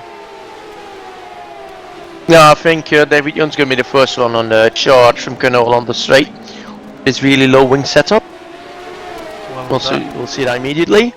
Well, that said, Ray Riddle had a bit of a look up inside of Jason Whitehead going through turn 1, and now Ray has a run with a stronger engine. We can see as well Thiago Canola going for it. So let's see. Looks like both of them will make a position here. Slots in between Jason and David. Oh, and Mikola looking for a move on Wilkes. Didn't quite manage to pull that one off. That was a very nice parking maneuvers by both Ray Riddle, Whitehead, Canola and Yount to pull that situation off. Oh, as Canola looks up the inside in the kink. I'm not sure that's quite where you should recommend looking at. I agree. That's a bit on the optimistic side.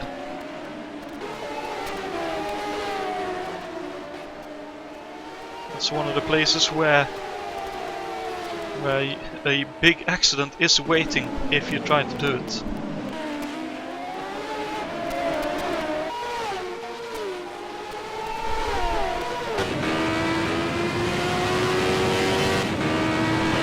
And all that takes 4 from Jason Whited. Look at that straight line speed. That's to be the fair, he lap gets of the- very slow moving Greta Larvach. Ooh. To be fair, Canola is able to get the power down very well as well coming up with turn 1, so he is driving that car to a very, very high level indeed.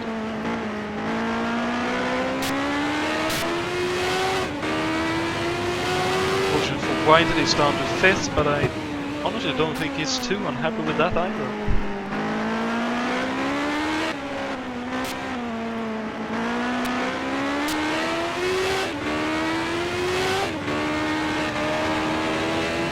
Looks like Pascal Miklas finally made it past Richard Wilkes as well. Oh, as that was Jason White that have a bit of a moment coming out of turn 11, the last turn, onto the short start-finish straight at Princess Boulevard. And let's see if Pascal Miklas can now do something about White as well. It's of course Cosworth. Yeah, Pascal Miklas overtook Richard at the hairpin. Okie dokie, so we pulled it off a lap later. Ooh, as Wilkes all locked up going into the hairpin at turn 3. But no contact made, so all is well. Apart from Richard's tires, obviously. And Richard Coxon finally out of the pits, up into 14th. So 2 more positions to make, but unfortunately he has the leaders coming up to put a lap on him, so that will put a little bit of a stop in his moving up the field. As I wonder if Richard possibly took to the escape road there to get out of the way. I believe he actually did. That's a very, very interesting way to get out of the way, but also a very smart move, I'd say. As now Santiago Canola is looking for 3rd. And he easily gets it. Let's see, he now has 8 seconds to make up on the cars in front. Let's see what he can do.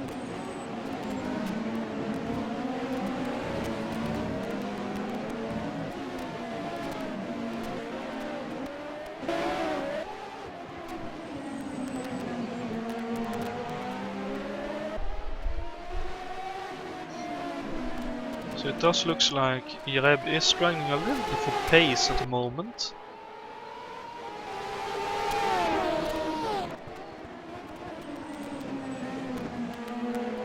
As he has 2 drivers. Yeah, Jereb is fighting for place with Hackman, who's is behind him.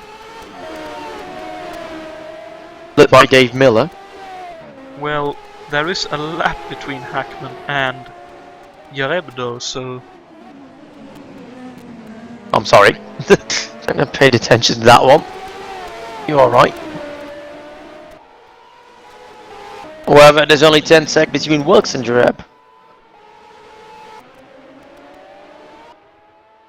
That is true though. Was Dave sends it up the inside there. Jereb closes the door. Oh, as Mikkola has a big loose coming out of turn 6. Scraped the wall there, not sure how much damage he will have picked up, but that will be at least a little bit of damage. And it looks like he's immediately heading towards the pit lane. And he does indeed, so that's very unfortunate for Pascal. But I suppose that's the engine being a bit of a trouble child. It has a lot of power, of course, but it comes in very harsh increments, as I'd assume Juha would be able to attest to as well, as he has the same engine in his car. I completely confirm. It's not always what you need. You do with being slightly smoother. Was White is very slow off the hairpin there, but finally found either a gear or the gas pedal. Well, that's one of the things around here, I suppose, that while of course the Ilmo Chevrolet has the most power, we can see that it's actually the Cosworth and the Yudds that actually had the pace. The best Elmo Chevrolet at the moment is Ray Riddle in 4th.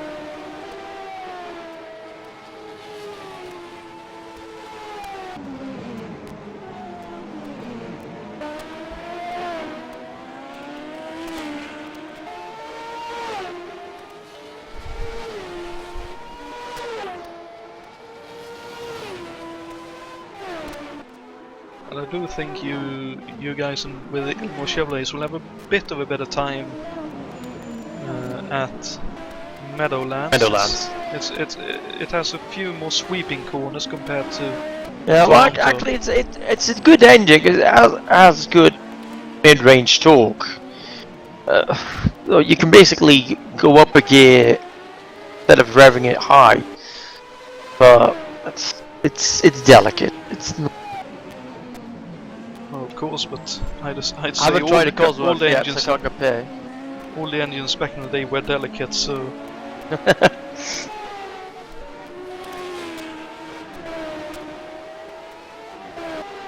Except, of course, for Fiat,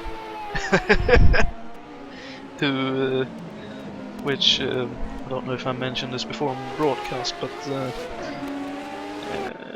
I believe it was James May who put it very nicely on an episode of Top Gear when he was testing a Fiat 500, I believe that was, but he was talking about the original Fiat 500 and subsequent and predecessor Fiats, where he essentially put it and you rev it into the red line, you rev it until the pistons and everything is jumping on top of the hood, then you change gear. Not sure how long that will work. Well, most Fiats ran as family cars, lasted 5 to 10 years, so... Oh, do we have a yellow flag? We actually do, unfortunately. Let's see if we can catch... Oh, yeah, there's a wheel rolling on the back straight. Yeah.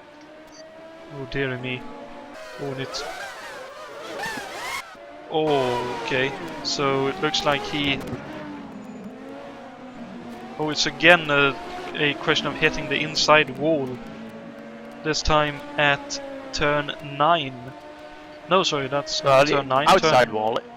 Outside wall. Outside wall. Well, inside and then outside wall it looked like. But at least that is at turn 5. Although the cause of the yellow is actually Gerard Rion, who hits the wall on the main straight. Oh, dearie me. Oh, and that's a lot of damage as well. My apologies, I didn't catch that, so unfortunately... They both happened simultaneously. Ah, okay. Ooh, wow. Well, he hit the...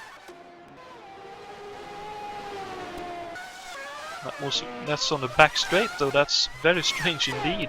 Whoa! Okay, so I'd assume... Maybe he allowed his concentration to wander a bit. Possibly. Possibly. As we go to another yellow...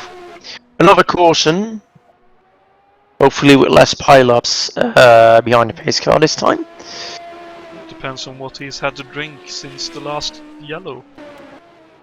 We'll see soon enough, because he's now on the back straight. With Grant Riddle, sorry, still first. David Jake second. Thiago third. Ray Riddle fourth. David Yount fifth. Jason White at sixth. Richard Wilkes seventh. Rule Jareb in eighth. Adam Hackman ninth. And Bruno second running out the top 10. So Hackman a lap down now up into 9th. And of course, as you say, Bruno Pascal only lost one lap with his stop. Well, so it wasn't that much damage, but I'd assume maybe he only repaired the wings. Well, I didn't think he lost a wing. No, but maybe he just had aero damage. Or like me, he chose not to repair any suspension damage he had. Well, it's certainly possible. Looks also like worth mentioning, the safety car has for once not spun. Ah! Hooray! Burning it.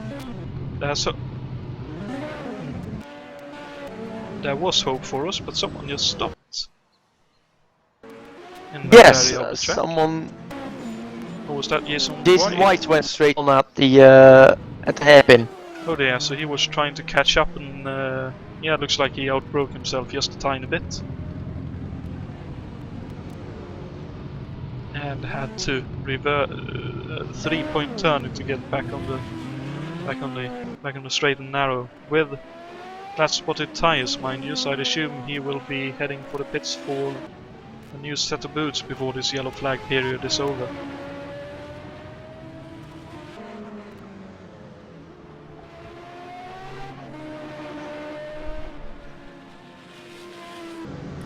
And at that point, we've just crossed the halfway mark, I believe.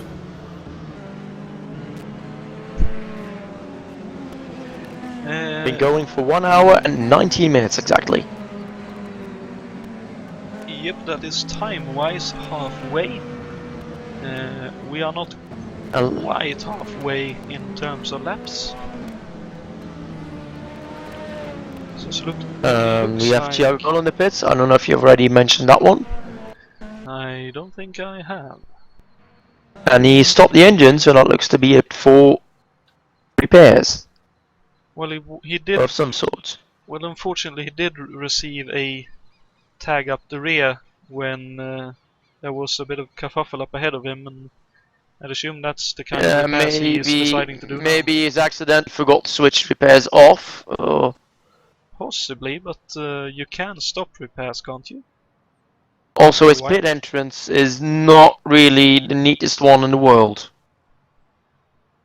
Oh, that is true, because if we pan the camera here, we can see that the pit entry comes around the barrier here, and it looks like he has the first pit stall of everyone on here. Certainly, that's certainly troublesome. And in all of that, David, I'd assume actually Grant Woodall has been in the pits as well then, because he's now down to 5th. So David Yates now takes over the lead with Yount in 2nd.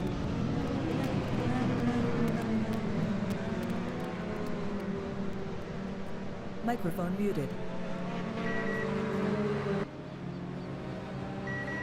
Microphone activated. My apologies, I had a coughing situation there.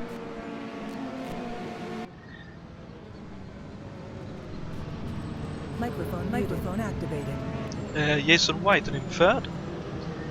Richard Wilkes in 4th. Grant Riddle 5th, of course. Ray Riddle 6th. Raoul Jereb 7th. Hackman 8th. Miklan 9th. And Chacon rounding out the top 10, with Jason White heading out to the pits after some new boots being fitted. Unfortunately for Thiago Canola, is still in the pits for repair, so he's dropped 1 lap and is now in 11th. And as he now exits the pits. But with his pace, if we go a full lap, I wouldn't be surprised, a full green until the end, I wouldn't be surprised if he could actually make it at least up into the top 10 without too much trouble, and maybe even inside the top 8, which is the drivers on the lead lap.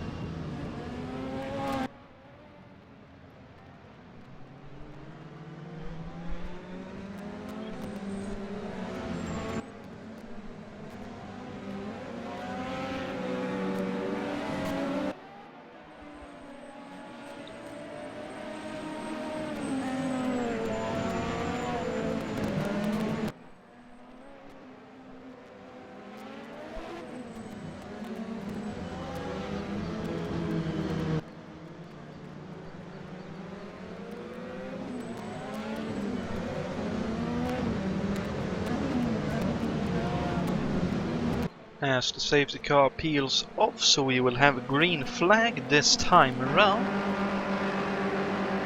You see, we have Richard Coxon just off the lead lap, right behind. Sorry, he's 2 laps behind, isn't he? Well, several laps down behind, so...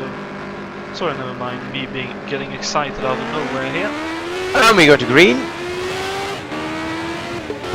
David Jake still leading into turn 1. Oh, as Richard Wilkes hits Jason White hit. Me. Looks like they both were able to stay out of the wall though. So And Canola is up in the rear wing of Pascal Mikula on the back straight. That looks very hairy. Goes on the inside, takes the position. Also takes Richard Wilkes, and oh, he hits Ray Riddall. Well, that's some. Meanwhile, Pascal goes on the inside of Richard Wilkes.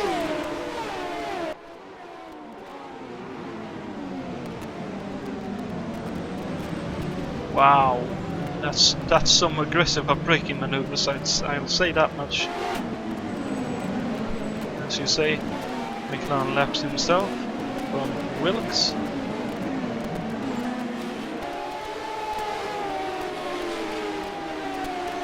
Canola is already up into 8th position. Incredible.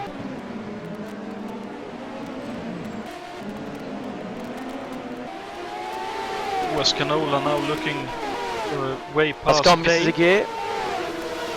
Sorry, Ray misses a gear. Apologies, watching wrong car. No, it's not for position. It is with Wilkes, so he could let Mikla past if he'd want to.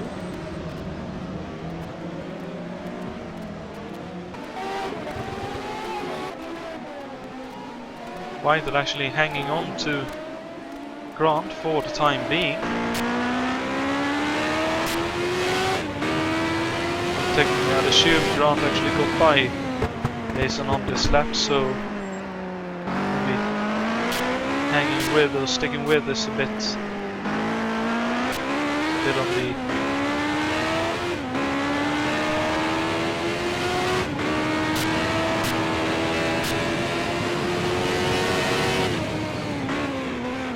On the wrong side of the line of truth. Because it looks like Grant is now pulling away like a madman. Yes, unfortunately. As Thiago Canola flies past Jason White and looks to try and get up the inside of Richard Coxon as well, but has to stay behind for now. So David Yates currently only two drivers in the championship hunt not to have any troubles as of yet.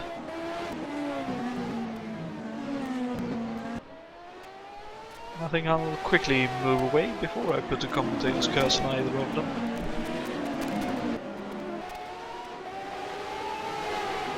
And Canola now made his way past Coxon, so he has 58 seconds to make up on Raoul Jereb to make it up into 7th, which is more or less a lap around this track.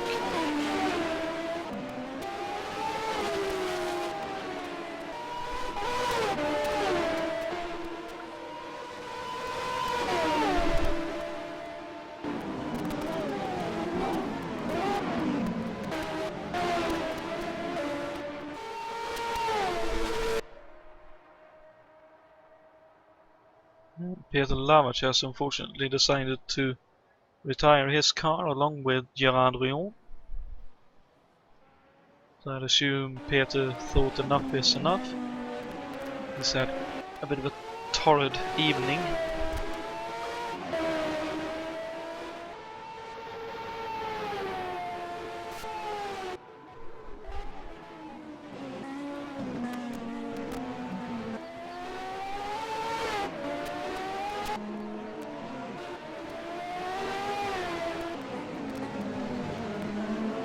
Coxon gets out of the way of White there.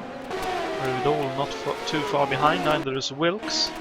And actually you're up on board with Richard here for a little while. See how he is negotiating the exhibition place Toronto.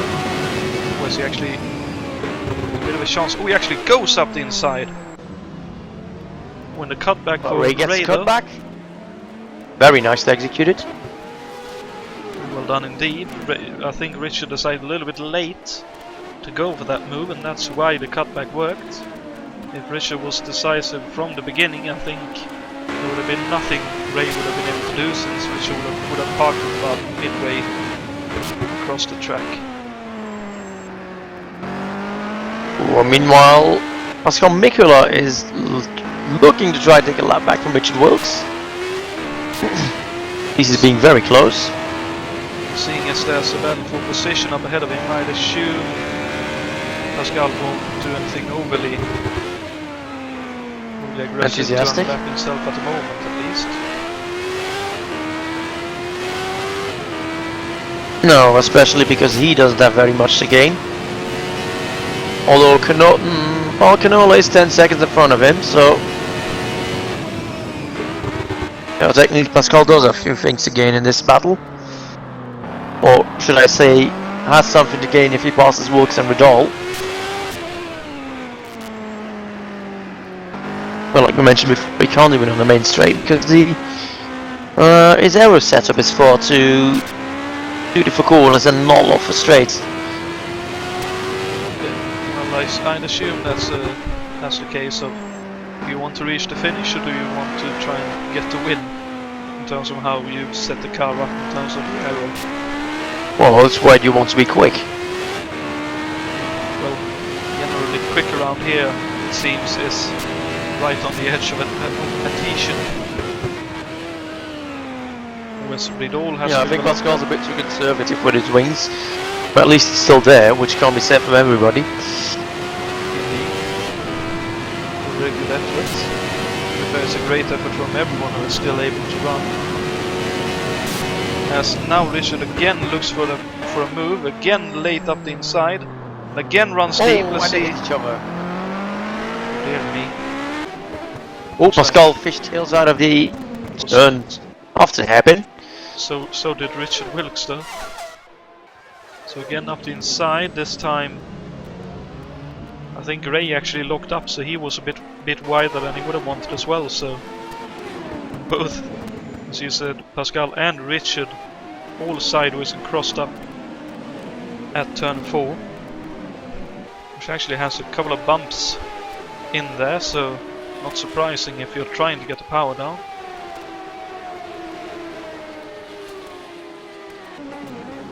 So Richard has about 2 seconds to catch up on Jason Whited, I think, who is running 4th at the moment.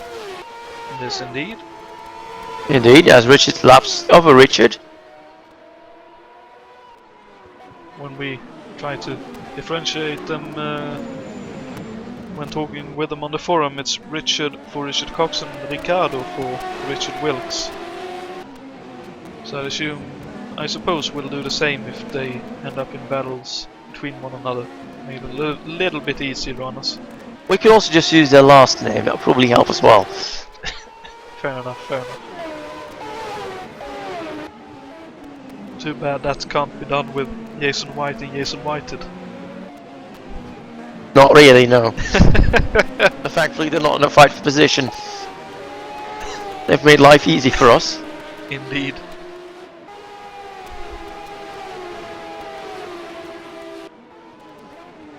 Microphone muted.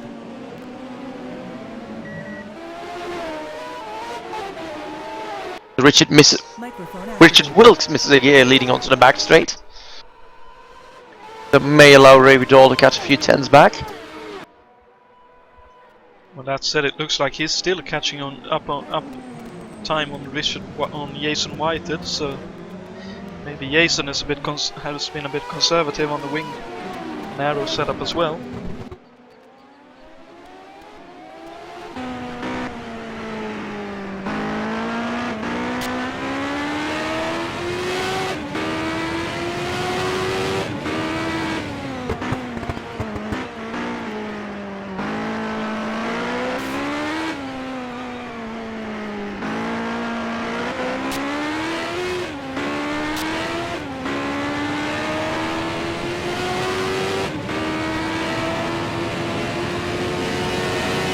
I believe Richard Wilkes may have slightly scraped with the paint of his side walls of his tires coming up the last turn now.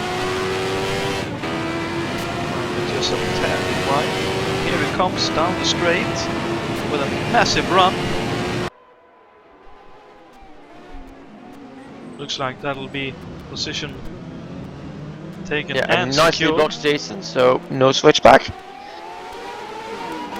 Very nicely done indeed, as Richard Coxon looks to unlap himself as well.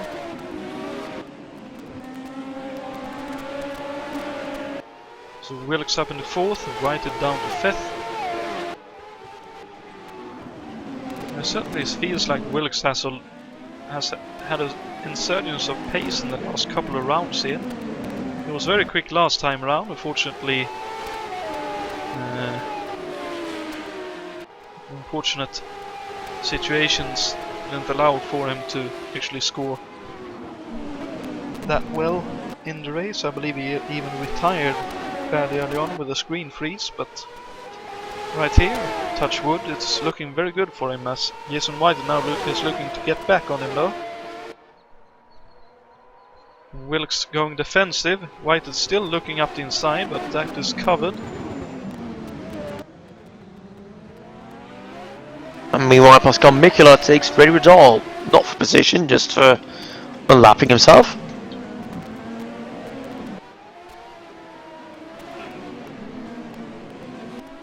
Well, I'd say that's a fair call, as long as Pascal feels he is quicker. Also, there's a battle going on for second place because Grant Ridal is now really close to David Yount. Interesting. Grant in a slightly sideways moment going into turn 1, allowing Yount to open the gap a bit more. Big Grant missed a gear there. Gives David a bit more breathing space.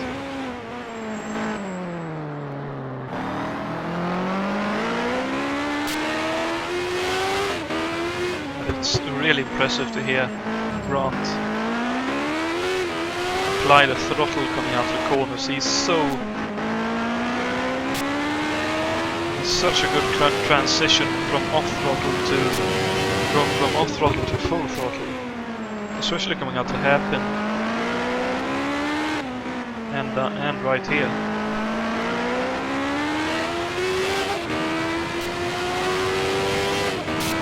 Because that's essentially how you need to drive these cars, being very patient with your throttle application.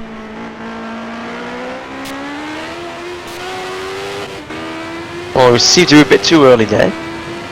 We are nearing the end of the fuel stint for a few drivers, so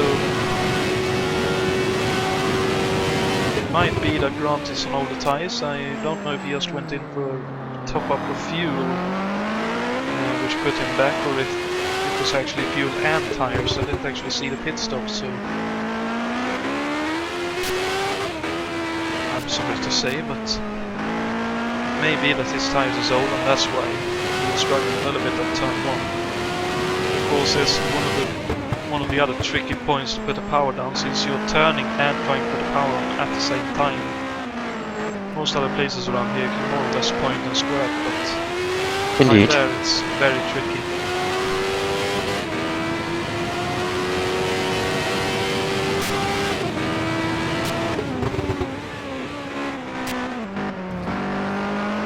Slide over turn of unburned fuel popping off. I really love the sounds of this one.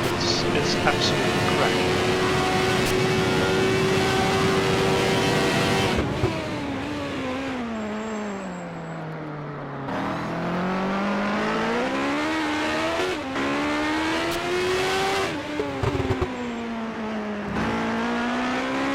He now closes in right up on David Yount. Maybe Grant was trying to cool the tires a little bit. Now he's going for it again.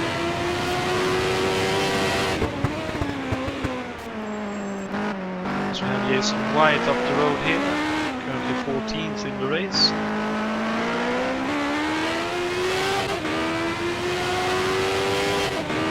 Probably won't pose an issue for these guys, but never know, in racing anything can happen, so it's actually 3 cars up ahead here.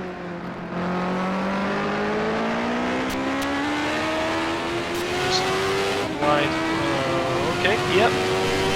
Trying to get out of the way, was a little bit unsure which side he wanted him to go, but in the end they worked it out.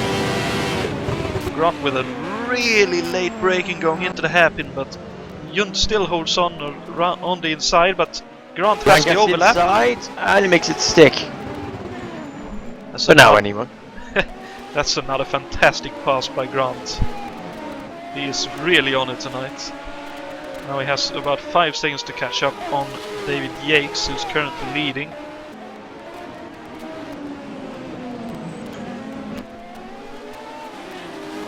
Ooh, and a bit of a twitchy moment there, though. I wonder if that is possibly David Yates heading into the pits. It is. Oh, it's Leclerc! Leclerc rushes out. Oh no! I had hopes of Leclerc. We get a yellow flag for that, so that plays into the hands of those who needed to pit. Well, David Yates for one, he pitted before the yellow came out. I think Leclerc was actually distracted by the faster cars behind him, and the car just went out from underneath him, unfortunately. It looks like he will try to get the car back on 3 wheels. Well, we have the yellow out, so I can partly understand. I just hope he takes care and stays out of trouble.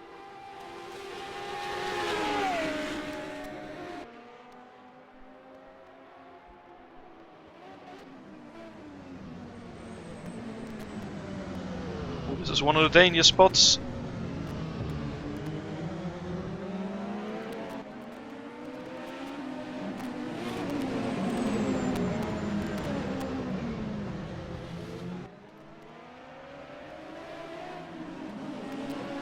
That was just grazing and no damage dealt, as Richard and Willis were trying to go around outside of Matthew there.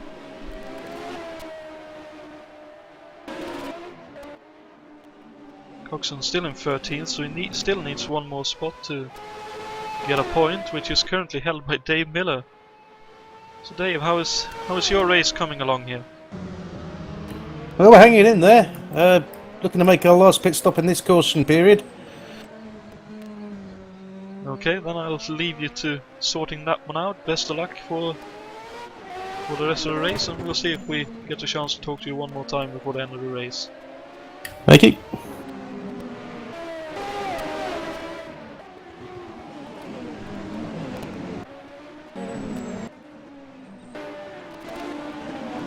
Canola 8th, actually right behind Bruno, sorry, not Bruno Jacquin. Jason White now, so this is definitely played into the hands of Thiago Canola as well. Because it looks like he is actually back on the lead lap.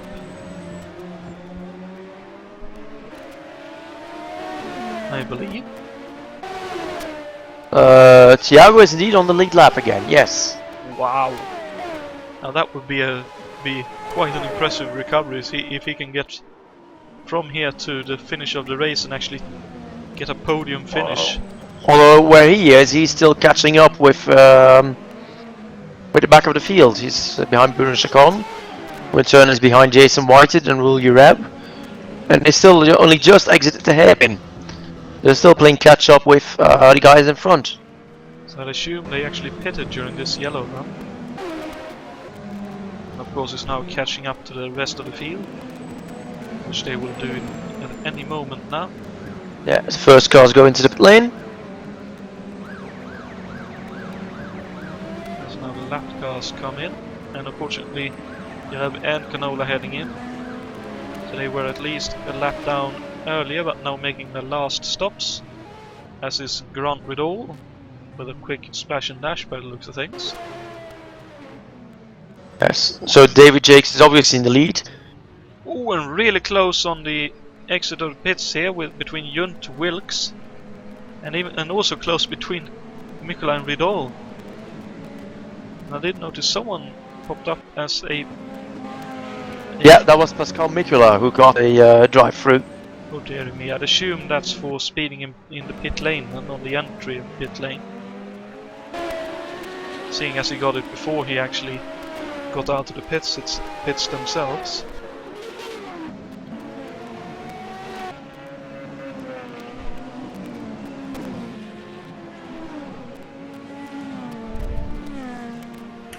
Yeah, just had Pascal. Yep, sorry. Go on, Dave.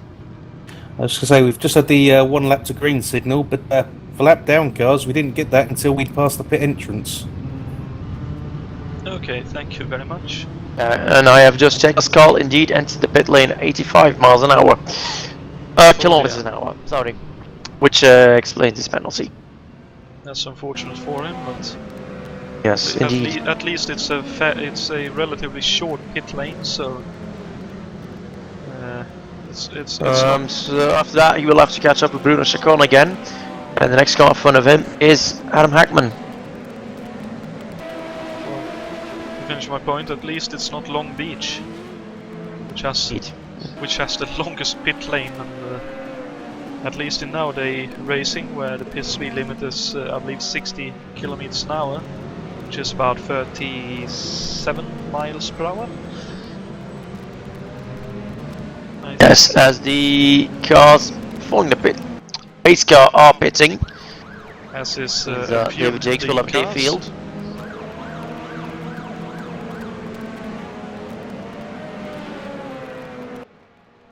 Not sure Pascal's penalty will go away if he does it on the green. I mean on the yellow. Well, difficult to say. I haven't played around much with AMS and the penalty things, but we are back to green racing here. David Yates still in the lead. White is second.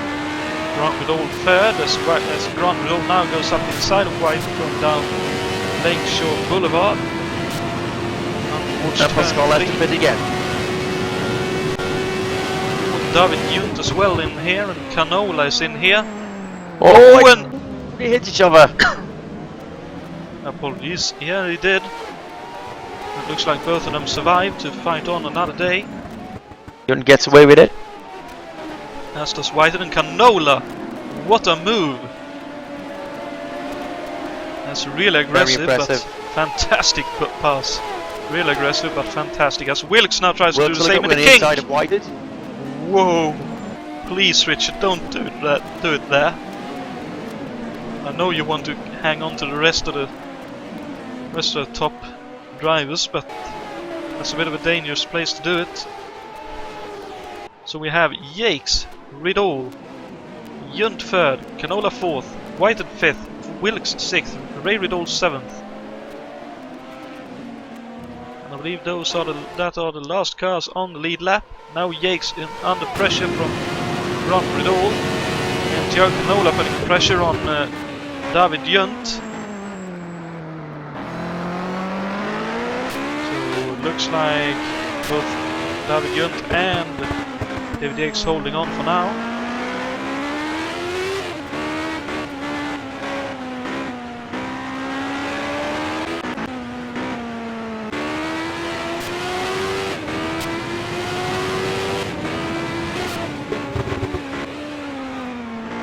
Let's ride on board with Canola, who has made an amazing recovery from a lap down. After some damage repairs, now we're fourth and within view of the lead and win of this race, with no stops left in this race either, as far as I'm aware.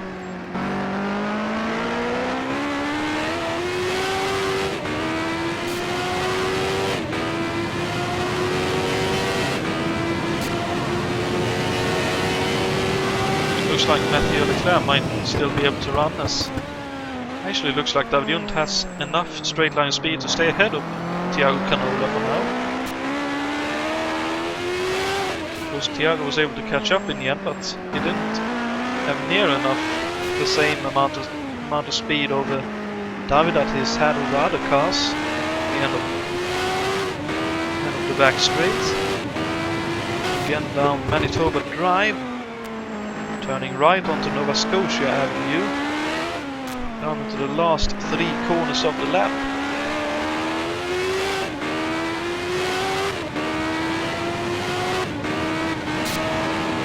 Off we go, over the cross finish line, off we go to another adventure, which is every lap here. It feels like it's ought to be an adventure for everyone.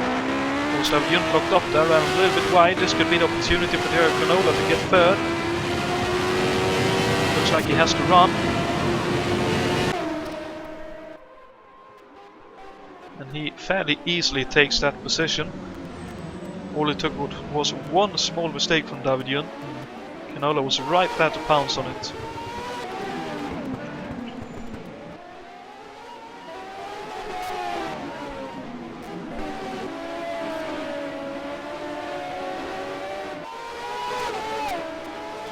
We're seeing a bit further back in 5th, currently Jason Whited with Richard Wilkes not far behind. And Ray Riddle not far behind him either, so those three are in a battle as well. Raoul Jareb in 8th at the moment, last car on the lead lap it seems, with Bruno Chacon currently 9th. A really great drive from him, and hopefully he can finish there to get some points, and hopefully we'll have a very content Brazilian in that case. Pascal Mikla currently in 10th, so that's a good recovery from him. Adam Hackman 11th, Dave Miller currently 12th and still in the points paying position. He has 2 laps on Richard Coxon in the True Sports Yad.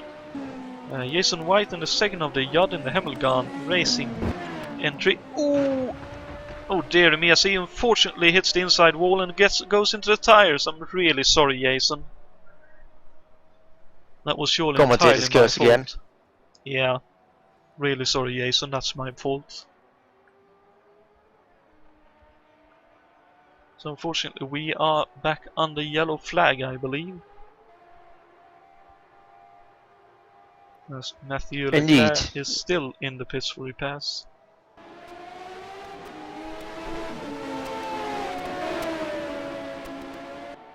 Yes, this can really annoy David Jakes since he's trying to get away from Dewis.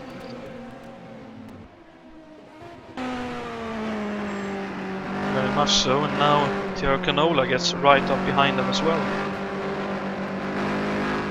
Although to be fair, Tiago's restarts has been a bit lackluster in this event, so I'm not sure how much of an advantage that would be for him to start from behind the cars instead. When I was watching Tiago earlier going round, he seemed to have very long gears. Presumably for the straight, that may be why he's slow off the restart. Ah, of course, that would certainly be a reason. Very good spot, Dave. She has. Yeah, he was using first gear through the hairpin and all the way up through that entire section.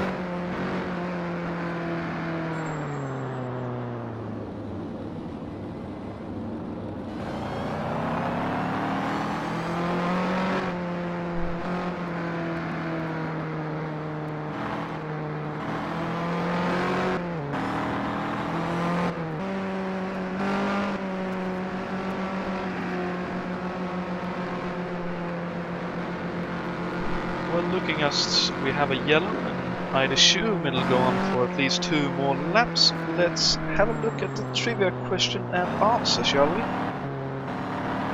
And we'll wait for this yellow to run its course, so to speak.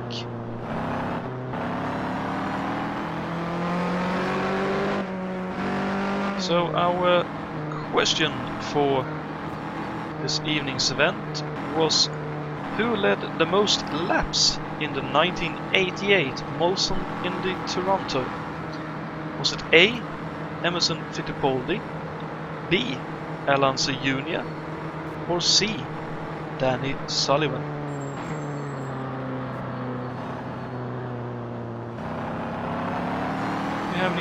Do you have any guesses, Dave or Juha? Well, I'm not going for Alonso Jr. since he won nothing. I'll say Danny Sullivan. I'll go for Emerson then.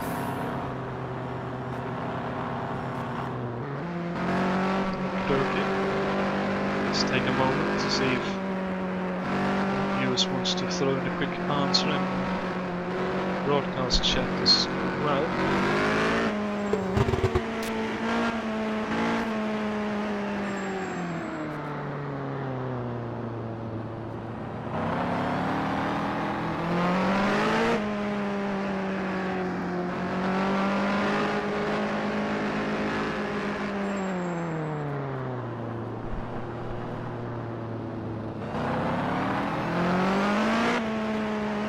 So we had, what did we say? Danny Sullivan for you, huh? And Emerson for Dave, was it?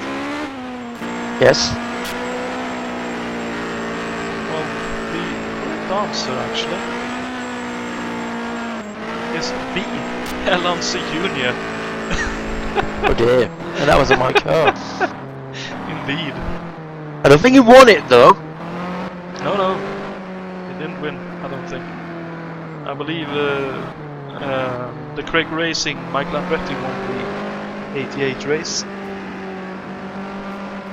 Yeah, we Anyway, are. chaps, going back to green this lap. Cheers, thank you very much, and congratulations to Emil who answered correctly on the trivia. That's you told Dave. She'll probably come and slap me in a minute. Not impossible. I think there's too much information. As we can hear in the background, sounds like the racing is back underway here, so let's try to get ourselves sorted here. There we go. We're still on board with David Yates, and here comes Canola around outside. Oh, and Grant still looks up the inside with a late braking maneuver. Oh, David Yates is up! Oh dear me! Tiago, oh dear! And wow! one exciting, and Tiago gets first. David Jakes dropped back right in place. Wow!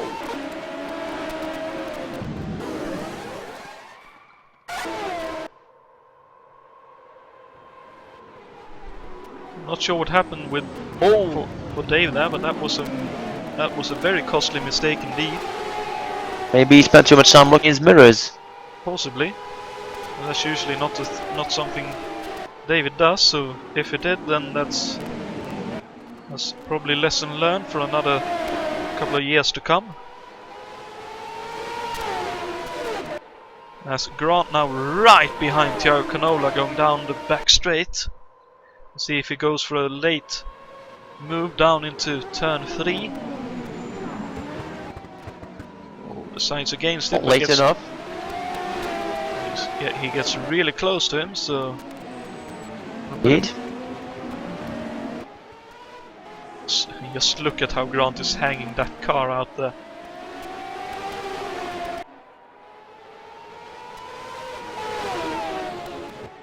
He may be eating the rear tires a little bit, but it's really, really good fun to watch.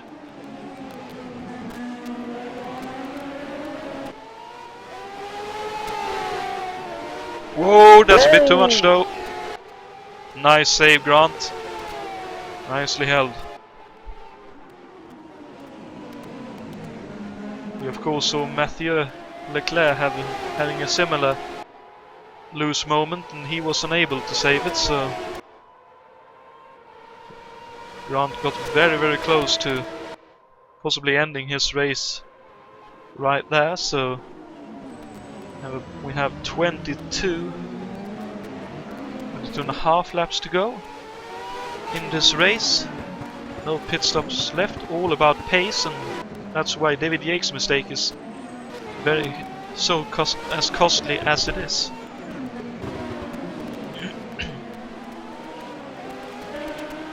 As Ray Riddell, Richard Wilkes and Jason White run together still.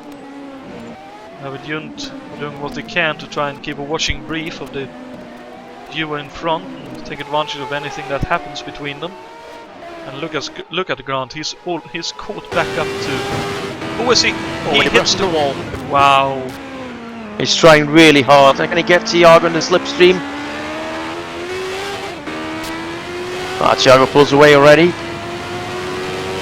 Grant was very, very sideways. A bit too over-ambitious on that corner entry.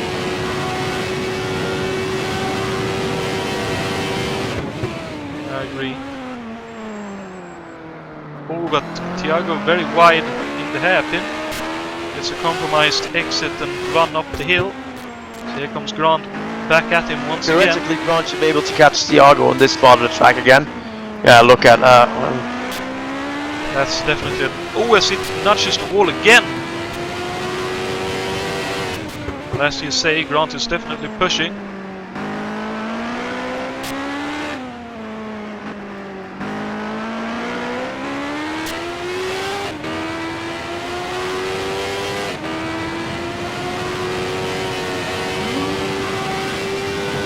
Certainly no lack of bravery here from either of them. Oh, and much now better Grant should have a exit from Grant this time. fantastic exit. Oh, gets a little bit loose though. He's right in that slipstream. But look at that! Thiago still just pulls away from him. I am gobsmacked. Yeah, he must be running really little wing for to be able to do that. They've got the same engine, so that can't be the issue. It certainly shouldn't be.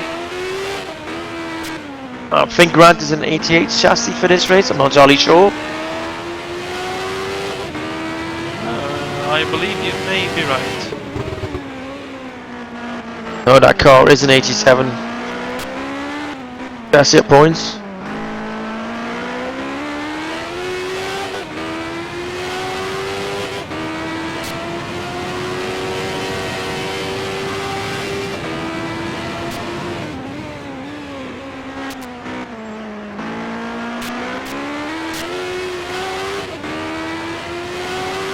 Trying so incredibly hard.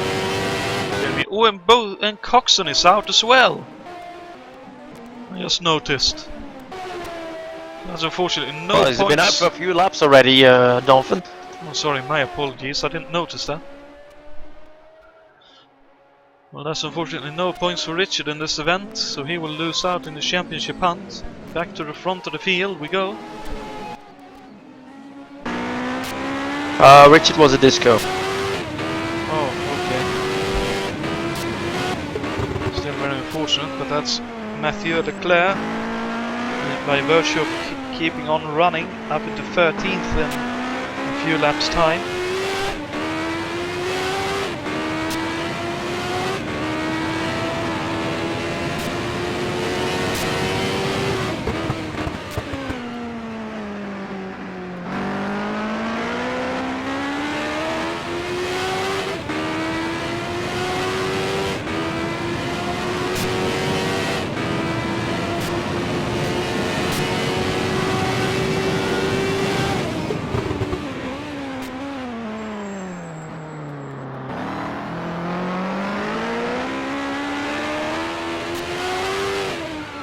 We have another yellow flag. Oh, dearie me. I don't know who's the cause this time. Well, Richard Wilkes is...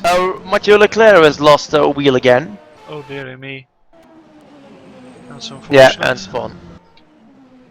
Oh, dear me. Yeah, I think what Pascal mentioned earlier, that around lap 80 and onwards the concentration levels will start to drop, and that looked very much like a... Well, this is all very good for David Jakes, as this allows him to catch up with the leaders again. Oh, indeed it does.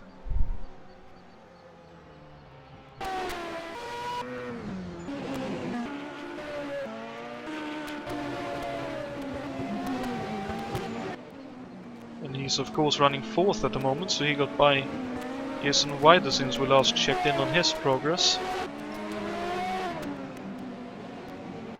And this will be, I reckon, about a somewhere between 10 and 8 lap sprint to the end of the race. So this will be very interesting. Of course, Thiago with those presumably longer gears, how much will he lose on the restart here? How long can Grant Ridall hold on to the lead? What can David Yount and David Jakes do to try and get past Thiago as well, and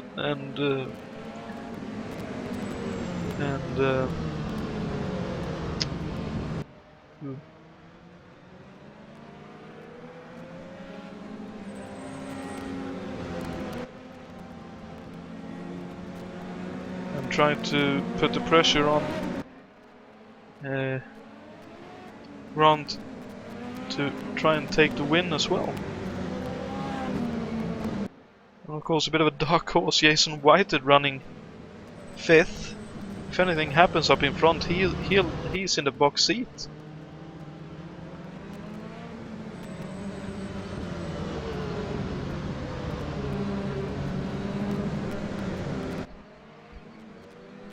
So let's hear it. Who's your money on? If you dare. Dare put your money on any of these 5, 6, I still 8 put my guys. money on Thiago.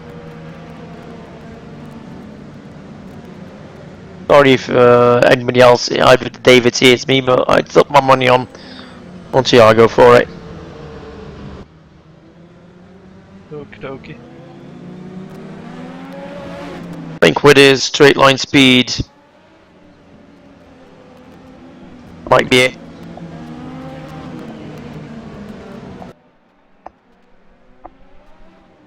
I suppose it depends on whether he can maintain concentration and driving under the immense pressure he will surely be under for the last sprint to the finish.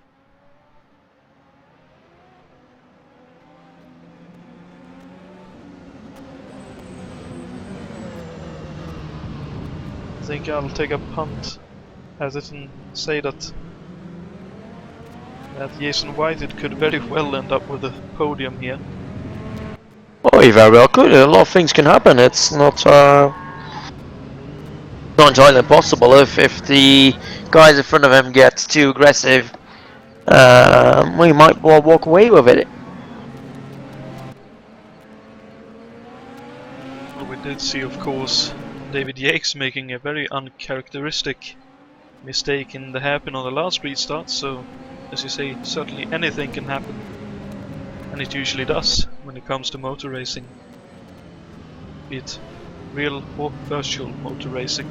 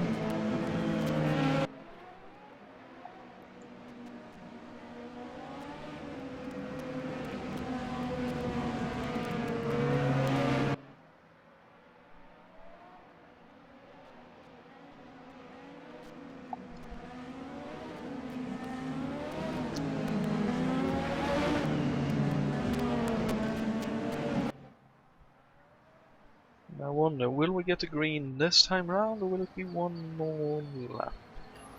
Haven't had the signal this time. Okay. Then I'll leave you for just a moment here. I'll get myself something to drink. Seems my throat is getting a little bit dry and strained here, so be right back. I'll leave the camera on Thiago Canova, so if either of you want to have a bit of a talk over the engine, then feel free. Otherwise, we'll be back in about 30 to 45 seconds time.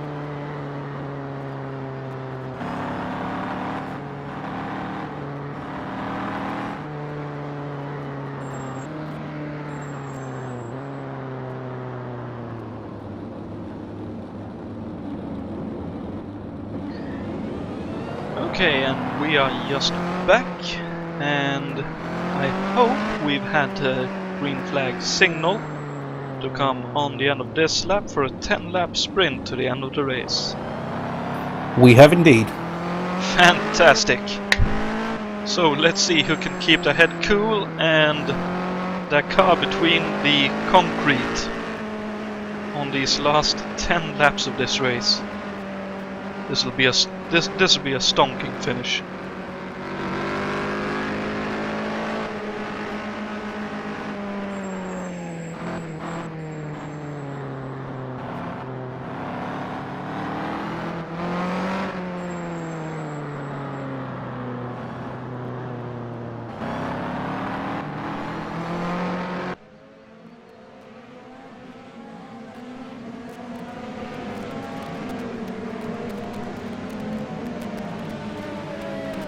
Okay, so coming around, turn 11 towards the start-finish line, and the green flag is out.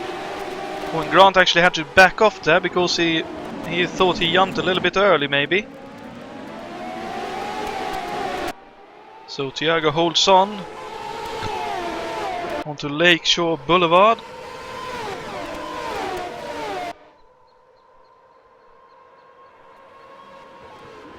David Jakes goes third. He takes third from David Yount. Impressive stuff right there. That's exactly what he needed. Ray Riddle went around outside Richard Wilkes, I think, as well. And there comes Brunshak Khan, unfortunately now 11th in this race, but still inside the points. Oh, and Riddle looking up the inside of Canola. Coming through turn 6. Oh, and Grant really crossed up there. Thiago must be feeling the pressure right here, but Grant trying so incredibly hard.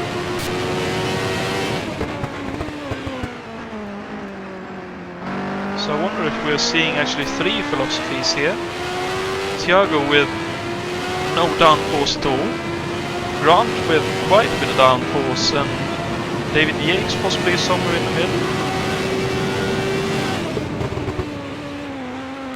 So 8.5 laps to go.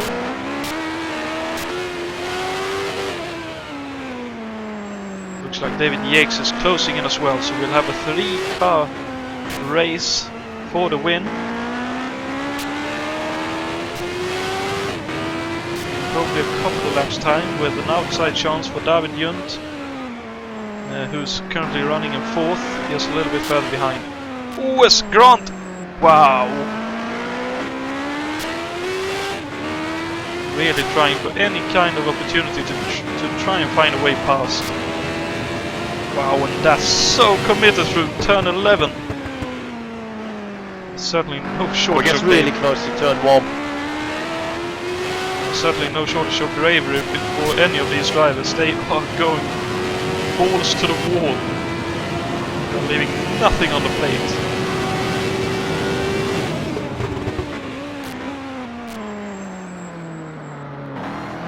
David Yates now with them as well.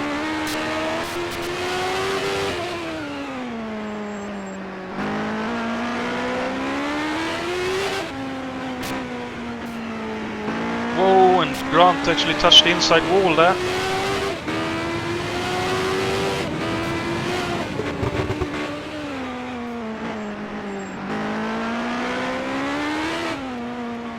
That cost him a couple of tenths, I reckon.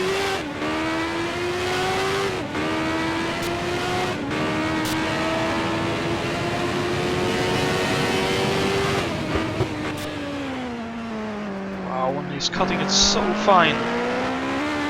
Does Grant and does Thiago, and it looks like David Yates did so as well, a little bit further behind.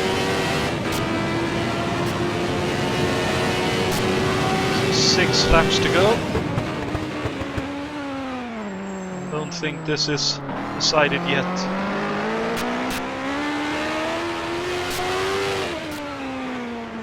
Look at how Grant's car is dancing as he's trying to put the power down.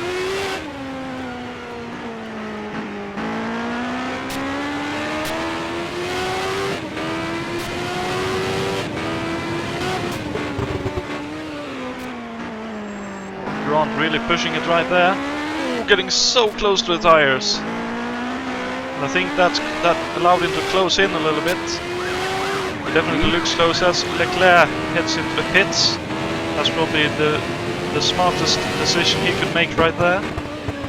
Instead of staying out on track and risking getting in the way of in any kind of way, he takes to the pit lane, I assume, to get out of the way. Very sporting and nice from him there. I actually had a drive-through penalty. Oh, okay. Well, either way, it worked out very well for leading 3 cars, especially Thiago, who would have been the first one to be having to put a lap on him, another lap on him, I should say. As Grant again closes in sector 2.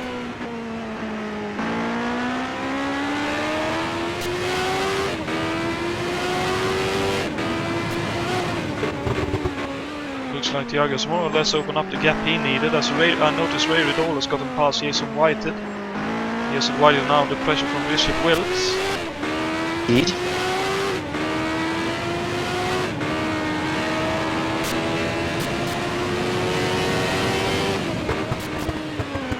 Seeing as it feels like anything can still happen between the lead viewer at least. I don't want to look away for too much if at all.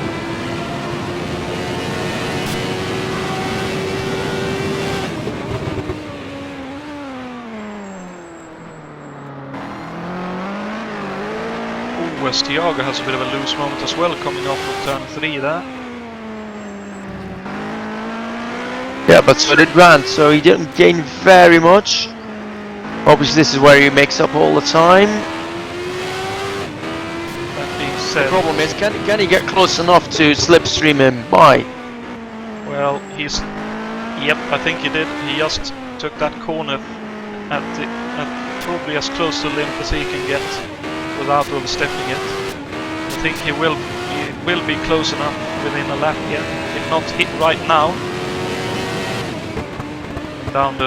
Coming down to turn 1. Yep, he's right under the gearbox of Thiago now. So this is where it's at. 3 laps to go. Yes, and now I think he might finally be close enough to use the slipstream. I think it's turned quick up. Let's see if it goes for a move. Grant Thiago taking the defensive middle of the road. Doesn't make it. He's really close now. Oh, and Grant for the double cut back.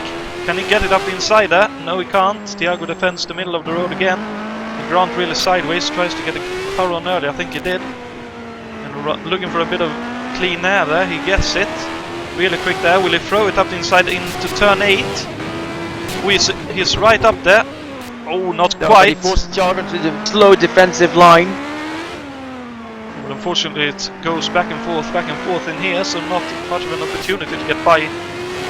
But he is again right behind. Let's see what happens this time around. As he takes the last time, such a pace. Oh, that's unfortunate. That said, it's still very close behind, so we have 2 laps to go. 3 laps actually, including this one. Oh, sorry, 3 laps. Okay, so it's laps. Okay, yep. Sorry, I never learn which way the laps counts. Goes for really late braking. That's all the only thing you can do now. Go really late on the brakes to cut the track. Thiago back in this part of the track. Indeed. Though I can't really see him claim back a full second. Whoa, and he's lost it. He spins. Oh, and he hits the wall trying to. Ah, that's unfortunate. Well, that's a very impressive recovery still. But I can understand him being extremely frustrated right now, as here comes Richard Wilkes to take 5th. Yes. Yeah, Jason White will soon take that 6th place. Sorry. Yeah, that 6th place from him. Whoa, no, he won't. Bent suspension. Okay, they actually survived. Pascal Mikla and Jason White had a bit of a coming together. Looks like they both survived. Yeah, Grant's driving really slowly, so I think he's got bent suspension and just looking at finishing the race now. Yeah, very likely. He definitely gave it his best go. That was some fantastic battle between those two. And he goes. Oh, he takes the long way to runoff area. he had to stay out of the way of everyone else. So very sporting of him, knowing that he has a damaged car. That he's not sure how it exactly will behave. Somebody else with a very badly damaged car is Bruno Chacon. Oh dear me, it definitely looks like it's crabbing, yeah. Yes, I don't know what he's hit exactly, Bruno, but it's... Well, onto the final lap comes Thiago Canola in the meantime. So while he was... well, he hasn't quite finished yet, so I will hold off just for a moment here. Let's see, here's a sixth, with it all 7th. It looks like Grant will at least get 7th here. Which will at least be some decent points for the championship, but yeah, that's definitely a very troubled car.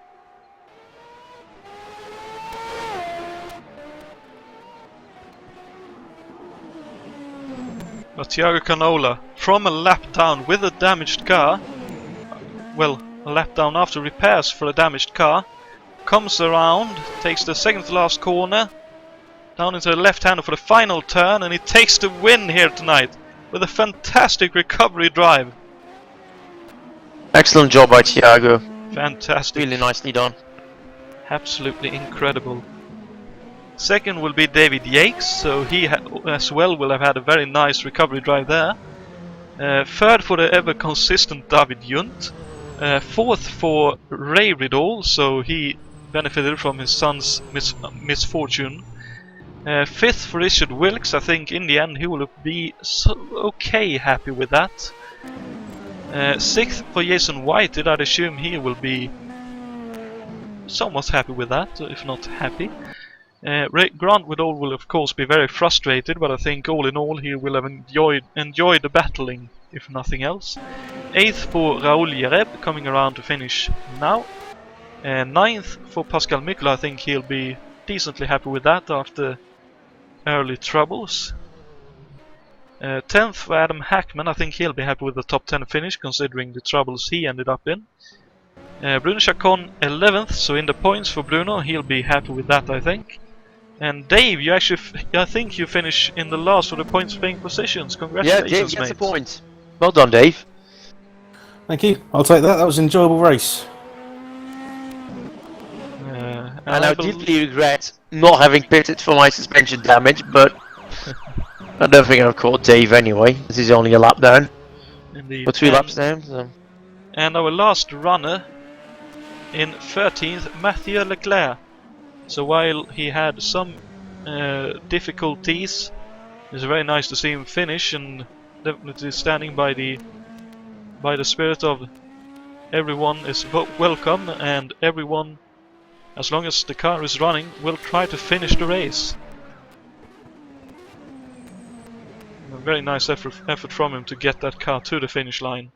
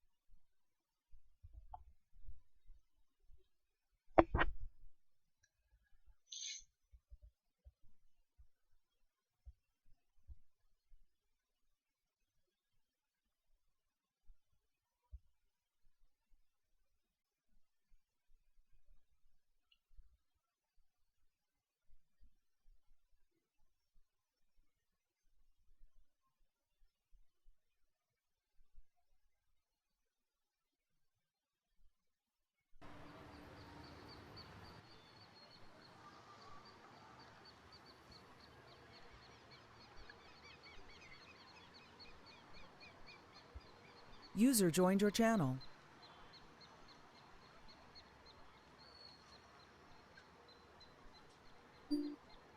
User joined your channel. Let's see, just getting a little bit of work done User in the left your background. There we channel. go. So we had Tiago here for a moment, I think.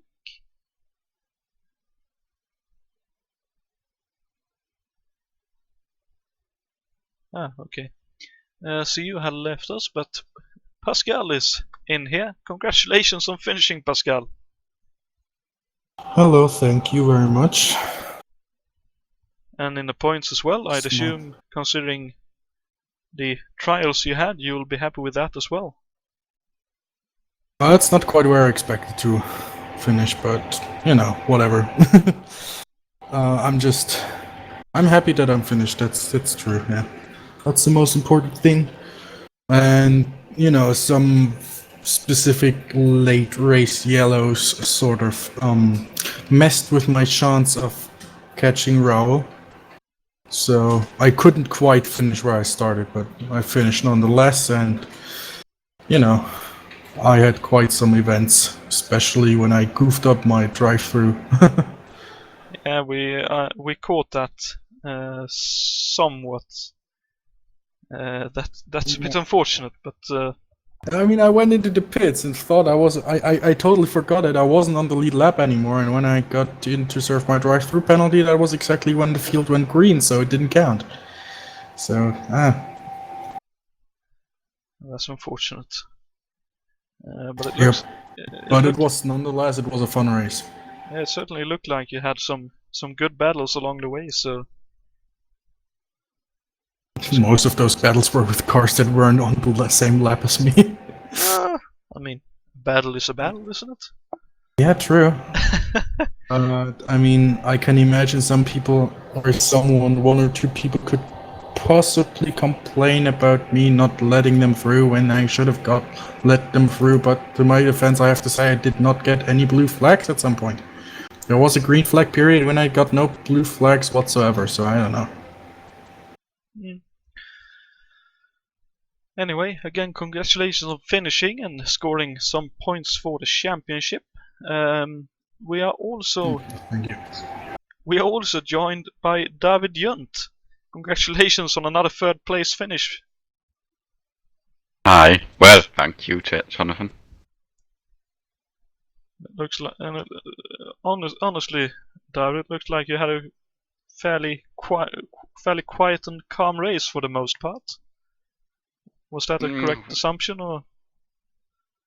It probably looked calm. Yeah, I saw pace was like around top 5, like close behind, but top 4th nearly, or just where I was.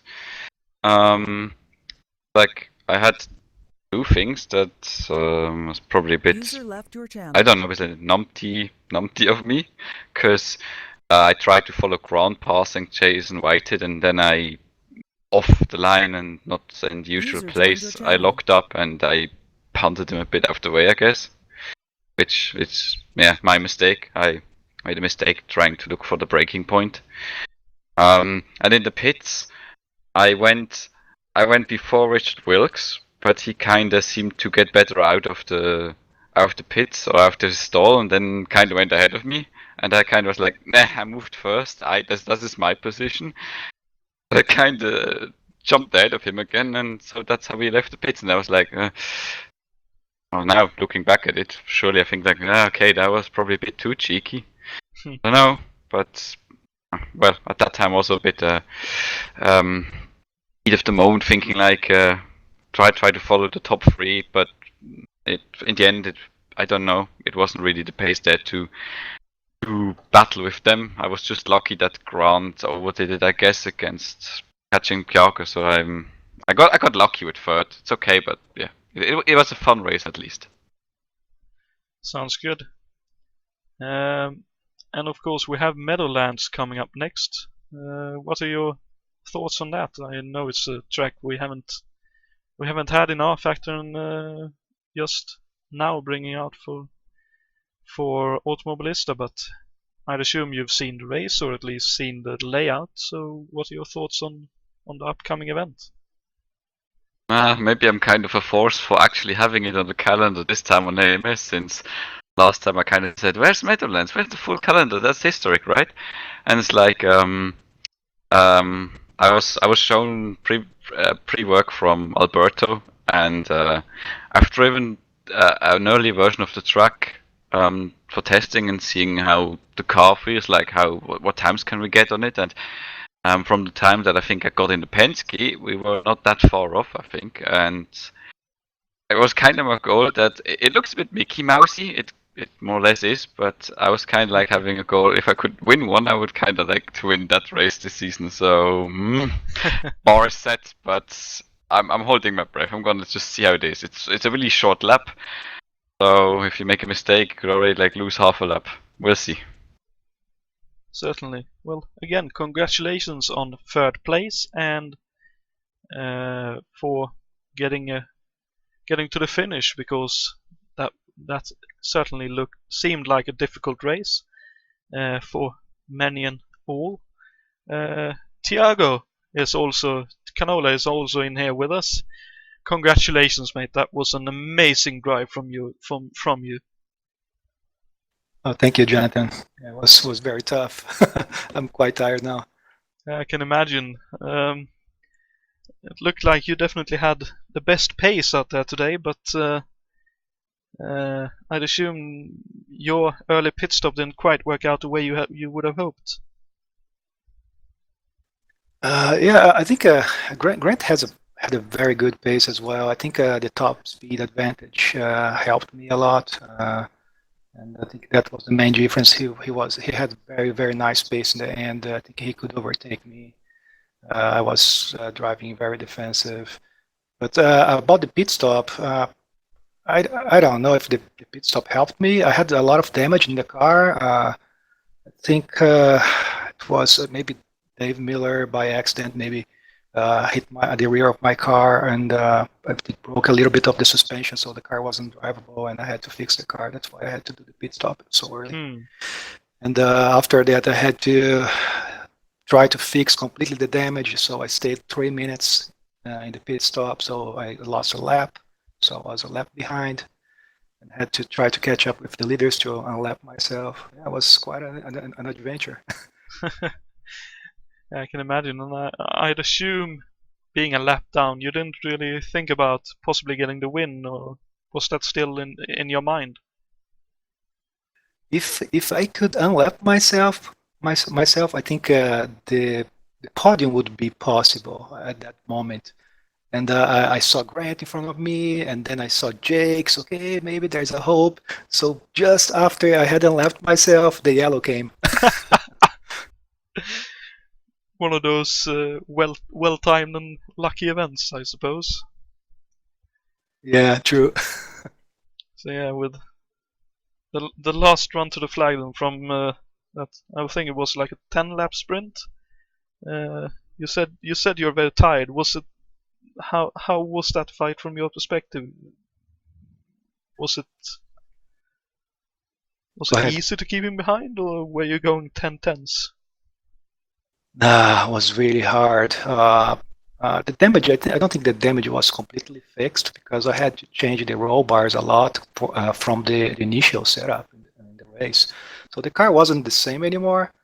And Grant is very aggressive in a good way. So he was attacking in place that my car couldn't stick because of the low wing. I was running wing 3. So my car wasn't sticking too much into the ground, so he had much more grip, and he was attacking me in the right places where I was struggling. Very smart from him. It was very hard to keep him behind. Very hard. Okay. So yeah, we, as I mentioned to David, we have Meadowlands coming up, another street circuit. We of course haven't had that for R Factor or AMS, but it's coming for us for this series. What do you think of your prospects there after a win here tonight? I don't know, Jonathan. I don't even know the track. Okay. I can't tell. I wouldn't be. I would be lying. Okay. Then it'll be a nice surprise for you to get your hands on that track and getting a feel for it, I suppose. Yeah, for sure. Yeah, I love new tracks. Sounds good. Okay, well, again, congratulations on your win tonight. An absolutely incredible drive from you. Equally very good drive from David and from Dave to finish in the points. And before we cap off the broadcast, any ending thoughts from you, Dave? Well, it's an excellent race to be part of, and my personal congratulations to Tiago for a brilliant drive, and apologies for running into you during the race. But yeah, great fun to be a part of. I hope it was as enjoyable to watch as it was to race in. Cheers, mate. So, thank you very much, everyone, for tuning in. I hope you all enjoyed and had as much fun as I had watching the race and commentating over it. I hope you all tune in. Let's have a quick look. I think we have possibly one more event. I'll just have a quick gander at that before we end off the broadcast. This maybe. Let's see. Mallory first. Okay. So yeah. I hope you will have a great month of August, because this is the last broadcast we will have until the 1st of September, I believe. Let's have one more quick look at the other side of the schedule. Yep. So next time you will see us on broadcast, we will be back with the Formula 3 British Championship from Mallory Park, Ireland, on the 1st of September, and then on the 8th of September, the week afterwards, we will be back with the Kart 88 Championship from Meadowlands Sports Complex. Also, keep an eye out for a Wednesday night series being posted within the next month or so. We will have one more Wednesday night series before Christmas, but that's it for the first half of HSO Racing, and we'll see you in about a month's time. But until then, take care and enjoy yourselves. Good night, everyone.